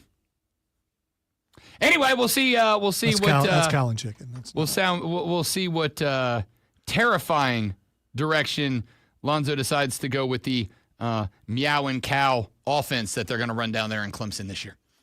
So, you heard during the sports flash there, and I wanted to wait for confirmation because it is a story that gained some traction yesterday, but I was not going to report on it. By report on it, I mean report on reports on it until we had some confirmation from more reputable sources. And then this AM, the great one pointed out to me that we started to get articles on places like the New York Post and Yahoo Sports reporting that the New York Knickerbockers had indeed reached out to one Dawn Staley, head coach of your University of South Carolina Gamecocks women's basketball team. But as I went and looked, a lot of the articles were the Knicks reportedly reached out to, which is when... Sorry, I left that up. My bad. Interrupting Cal says what? What? I don't do requests. That's my nephew's favorite joke. Is it? Because I've never heard that before. Interrupting Cal says what? Okay. I hit it. It just I had turned it It's a dumb down, dad joke, so, and I love it very much. So there were reports yesterday. This AM, there were more reports, but all of the reports were that Dawn Staley had reportedly been contacted by the Knicks. That's what you do when you need to get up a piece about Dawn Staley having contact with the Knicks, but you yourself cannot personally figure out if that is true. You say reportedly, and that way if it turns out to be wrong, you can be like, yo, that's not our bad. They said that they did that, so go blame them. Or as a Yada, former yada, yada. host taught us, sources say. Or just say, #trust me, bro. #sources. #trust me, bro. I got sources on the other side. So, now we have not sources, not #source, not #trust me, bro. South Carolina Athletic Director Jeremiah Donati confirmed to On3 Sports that the New York Knicks did reach out to Dawn Staley about their opening. Dawn Staley confirmed that to On3 Sports and added the quote, "If I were them, I'd have called her too," end quote, which is a bar, Jeremiah Donati, and also correct. Not all that surprising. It is not surprising that the Knicks showed interest here. I think it's probably more along the line of just like, oh, God, what do we do? What do we do? What do we do? We fired Tom Thibodeau. We had no idea. We had no idea what we're going to do here. I think they're panicking, which is why they've got names like Mike Brown scheduled for interview number 2 or 3 at this point. I have subscribed entirely to Bill Simmons' conspiracy theory that when the Knicks got good and they made the run to the Eastern Conference Championship, it's because James Dolan was out in Las Vegas putting on his fancy dancing shoes with the Las Vegas Sphere, which he owns, along with the New York Knicks. But while he was out there and after the Sphere had about a year worth of shows and the new Sphere smell wore off a little bit, at the same time, the New York Knickerbockers. People have been there. Do they have? Is it smell-o-vision also? I actually don't know. As awesome as it looks, just seeing it on TV. I mean, I'll ask Decker. He went to a U2 show there. I wonder if there's like wind effects and other stuff like that. If U2 is there and they have smell-o-vision, does it just smell like patchouli in there the whole time? Like blast you with like a Smells like Ireland, whatever that is. Irish Spring soap. I don't know. Oh, there you go. I'm okay with that. Potato stew. Anyway, so he goes out there. The Sphere is like the pop culture phenomenon. They run it. It goes then, have fun, whatever. The Knicks get good. Jimmy Dolan's like, oh, no, that's fun again. I'm going back to my old toy. You know, you ran out the shiny new toy. You find the old toy. You're like, oh, the old toy is pretty fun, actually. So he goes back to New York. And what do you know? At the same time that he gets back, the Knicks lose. They ask their star player, Jalen Brunson, is Tom Thibodeau your guy? And he's like, yeah, that's my guy. That's my coach. I don't want him to go anywhere. He's my dude. I'm playing for him. And then they fire him the next day. That's an impulsive Jimmy Dolan firing. And I know that because it's all they've ever done when Jimmy Dolan's in charge of this basketball team. And not only do they fire a guy who quite literally days before that brought you to the Eastern Conference Finals in which you lost in 6 to a team that went on to the NBA Finals and took the Oklahoma City Thunder, the overwhelming odds-on favorite to win the final, to a full 7 games. And I'm not going to say only lost because Tyrese Halliburton, their star guard, had his ACL pop. Sorry, scratch that, his Achilles pop. But I am saying I'm not guaranteeing they would have won with him. I'm guaranteeing they would not win without him. So you put up a good fight. And you turn around and you fire Tibbs when the players are actively saying, we want this guy back. And you didn't have a plan to replace him. So what'd you do? You asked five NBA teams, hey, you know how you have a coach who is your coach? Like today, like he's your coach right now. And you know how all of you are like either already contenders or like getting really close. You know that? How all those things are true about your team? Could we talk to your coach, please?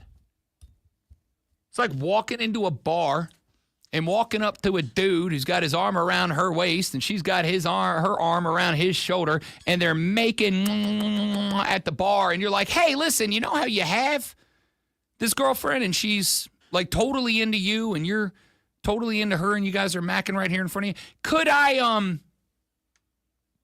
take her over for a drink and a dance real quick? And then if I like her, I'm going to keep her, but if I don't worry, I'll send her back to you. You know what you're going to get told? You're going to get told politely the many different body orifices where you can stick parts of your own body at that point. Not great, Bob. So this whole thing is bad.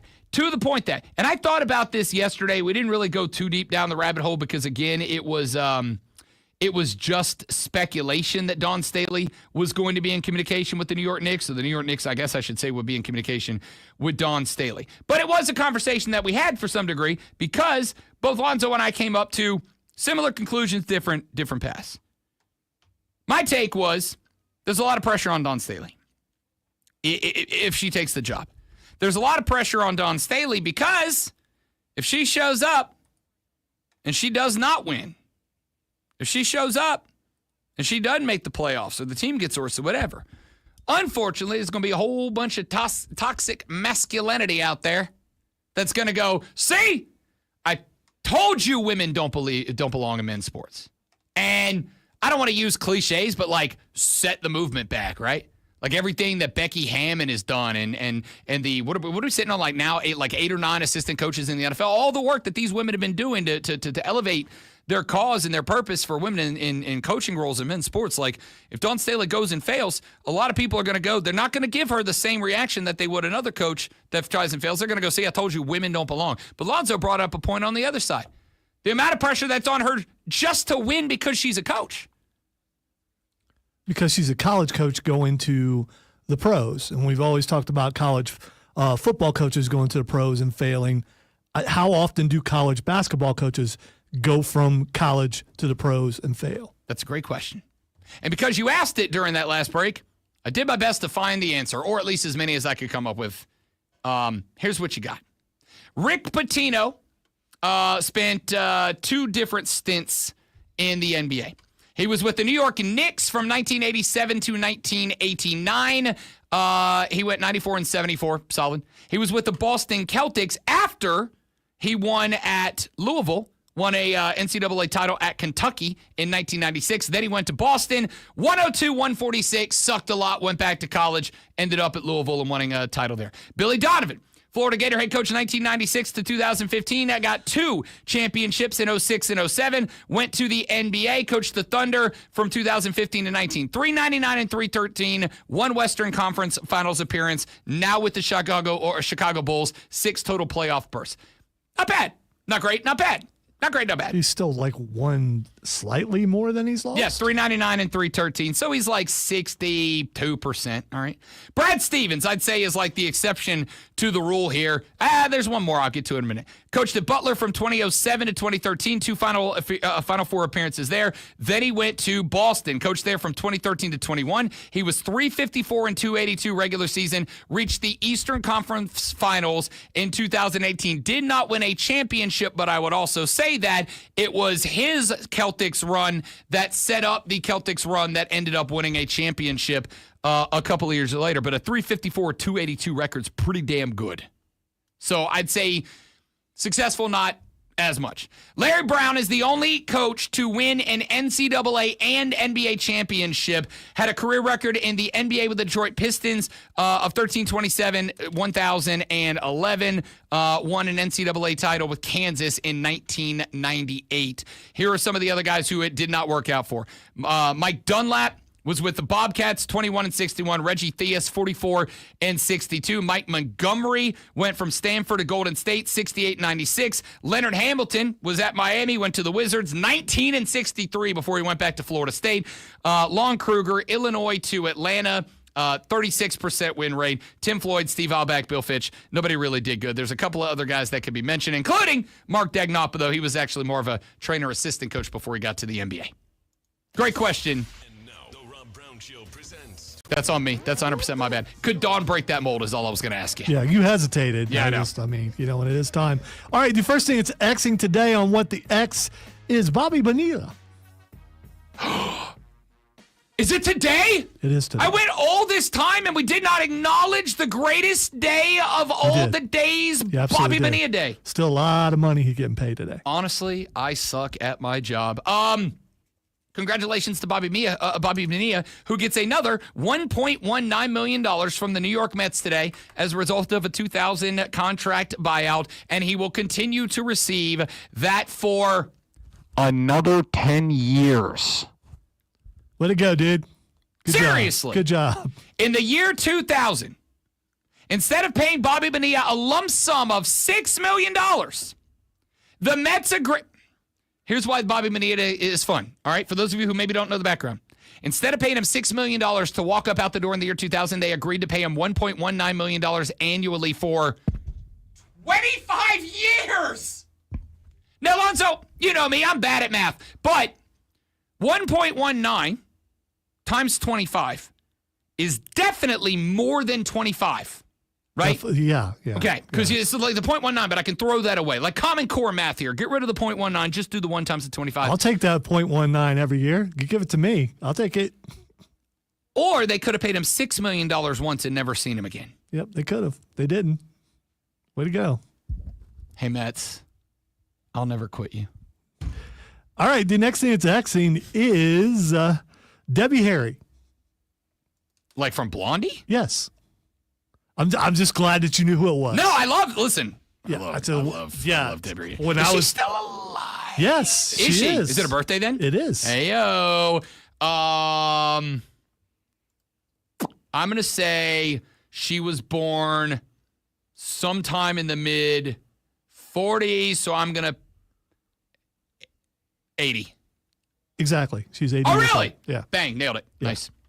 She was definitely, as a teenager, I really liked Debbie Harry. What? No, I 100% agree with you. And her music was great, and then she started acting. She was good in the acting too. So yeah, for sure. All Rapture was like in a weird way. It's not the first rap song I ever heard, but I think it was the first time that It's the first mainstream rap song. It is. It's not the first one I heard. I think it was the first rap song I heard that it was like, oh, this art form can be done different ways. Mm-hmm. And that started me down the path to find Dreaming Limp Bizkit. is my favorite Blondie song. All right, the next thing it's Xing is TJ Watt. Find you. I'm gonna get you one day, maybe next week. I'm good. It's another stalker song. There's been so many stalker songs. I think that is the stalker song, right? TJ Watt trending because, did they sign him? No. Or have they not signed him yet? No. They have not signed him yet. Super duper awesome. They have not signed him yet. And now there is a discussion going on that he might be trade bait. He might be trade bait at this point. They might go ahead and ship him up out of town because they can't get him signed. They got to figure out what's going on. And now they just added more money, and Jalen Ramsey did the Pittsburgh Steelers. Yeesh. I thought he was going to be a career Steeler. And he might still, but was Jalen... If they lose TJ Watt because they got Jalen Ramsey, that's a net loss, right? Oh, for sure. Yeah. Yeah. And finally, Golden State is trending. I think it's because of what we talked about this back in hour number 1. Kevon Looney makes his way out of Golden State now. He's a member of our New Orleans Pelicans. 2-year, $60 million deal. Got him on the dirt sheet for a guy who's got not 1, not 2, but 3 rings on them fingers. It's over Golden State. I think it's over Golden State. I think what we knew as the dynasty is cooked. You know what else is cooked? This show. Come back tomorrow. We'll do it all over again. But better, I hope. We'll find out. He's Lonzo. I'm Rob. Don't drink and drive. I'll punch you in the face. See you back here tomorrow on the Rob Brown Show when the fan upstate. Later.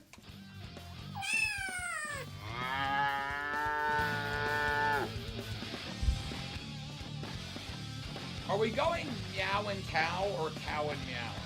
Meow and cow. Meow and cow? Yeah. Because the meow came first. Right. So meow and cow. Yeah. James, do you think, I was talking about this during the last break.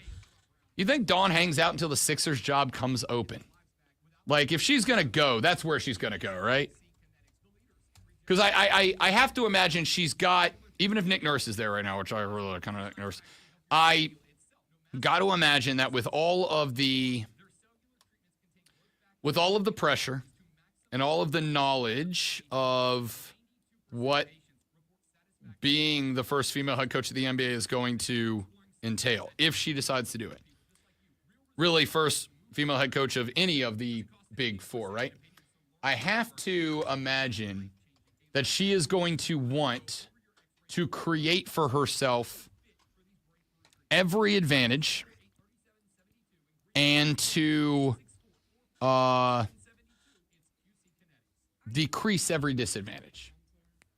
And as Lonzo pointed out when we started talking about the New York thing, the media at New York are brutal. And the fans are brutal. The fans are awful. They're not awful, they're passionate. But also they're awful.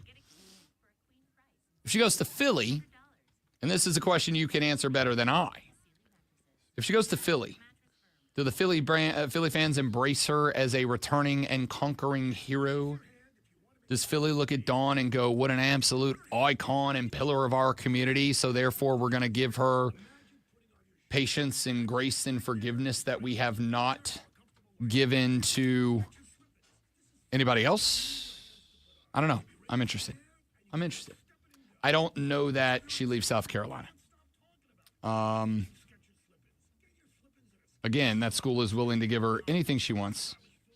She's got everything she wants. They've set up the program exactly as she wants it set up, and to have it set up for her for as long as she wants to be there. She can kind of sign her own check, and she is not going to have that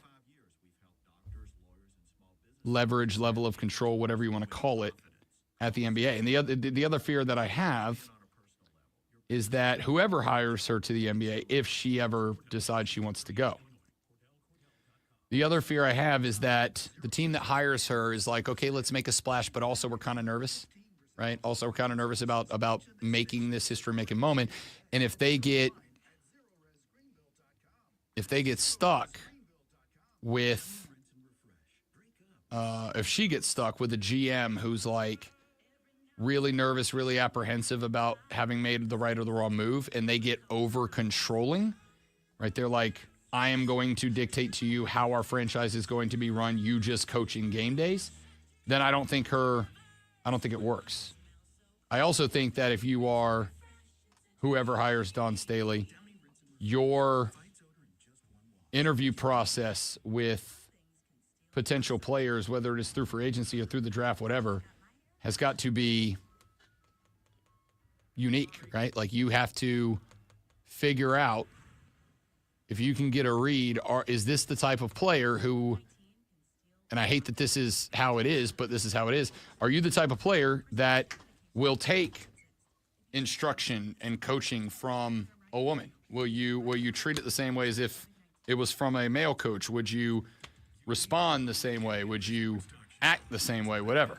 And if the answers to those things are no, do you not draft him? Or do you say it's just not worth it to have Don Staley as a coach? I don't know what the answer to those things are. I know what my answer would be, but I also know I'm Liberob the Woke Warrior. Have a great day, everybody. Thanks for being here. Appreciate you. Tell your friends about us. Lonzo wants to retire. So do I. It's your help that will help us reach our goal. In the arms. Okay, I'm not doing that. Bye.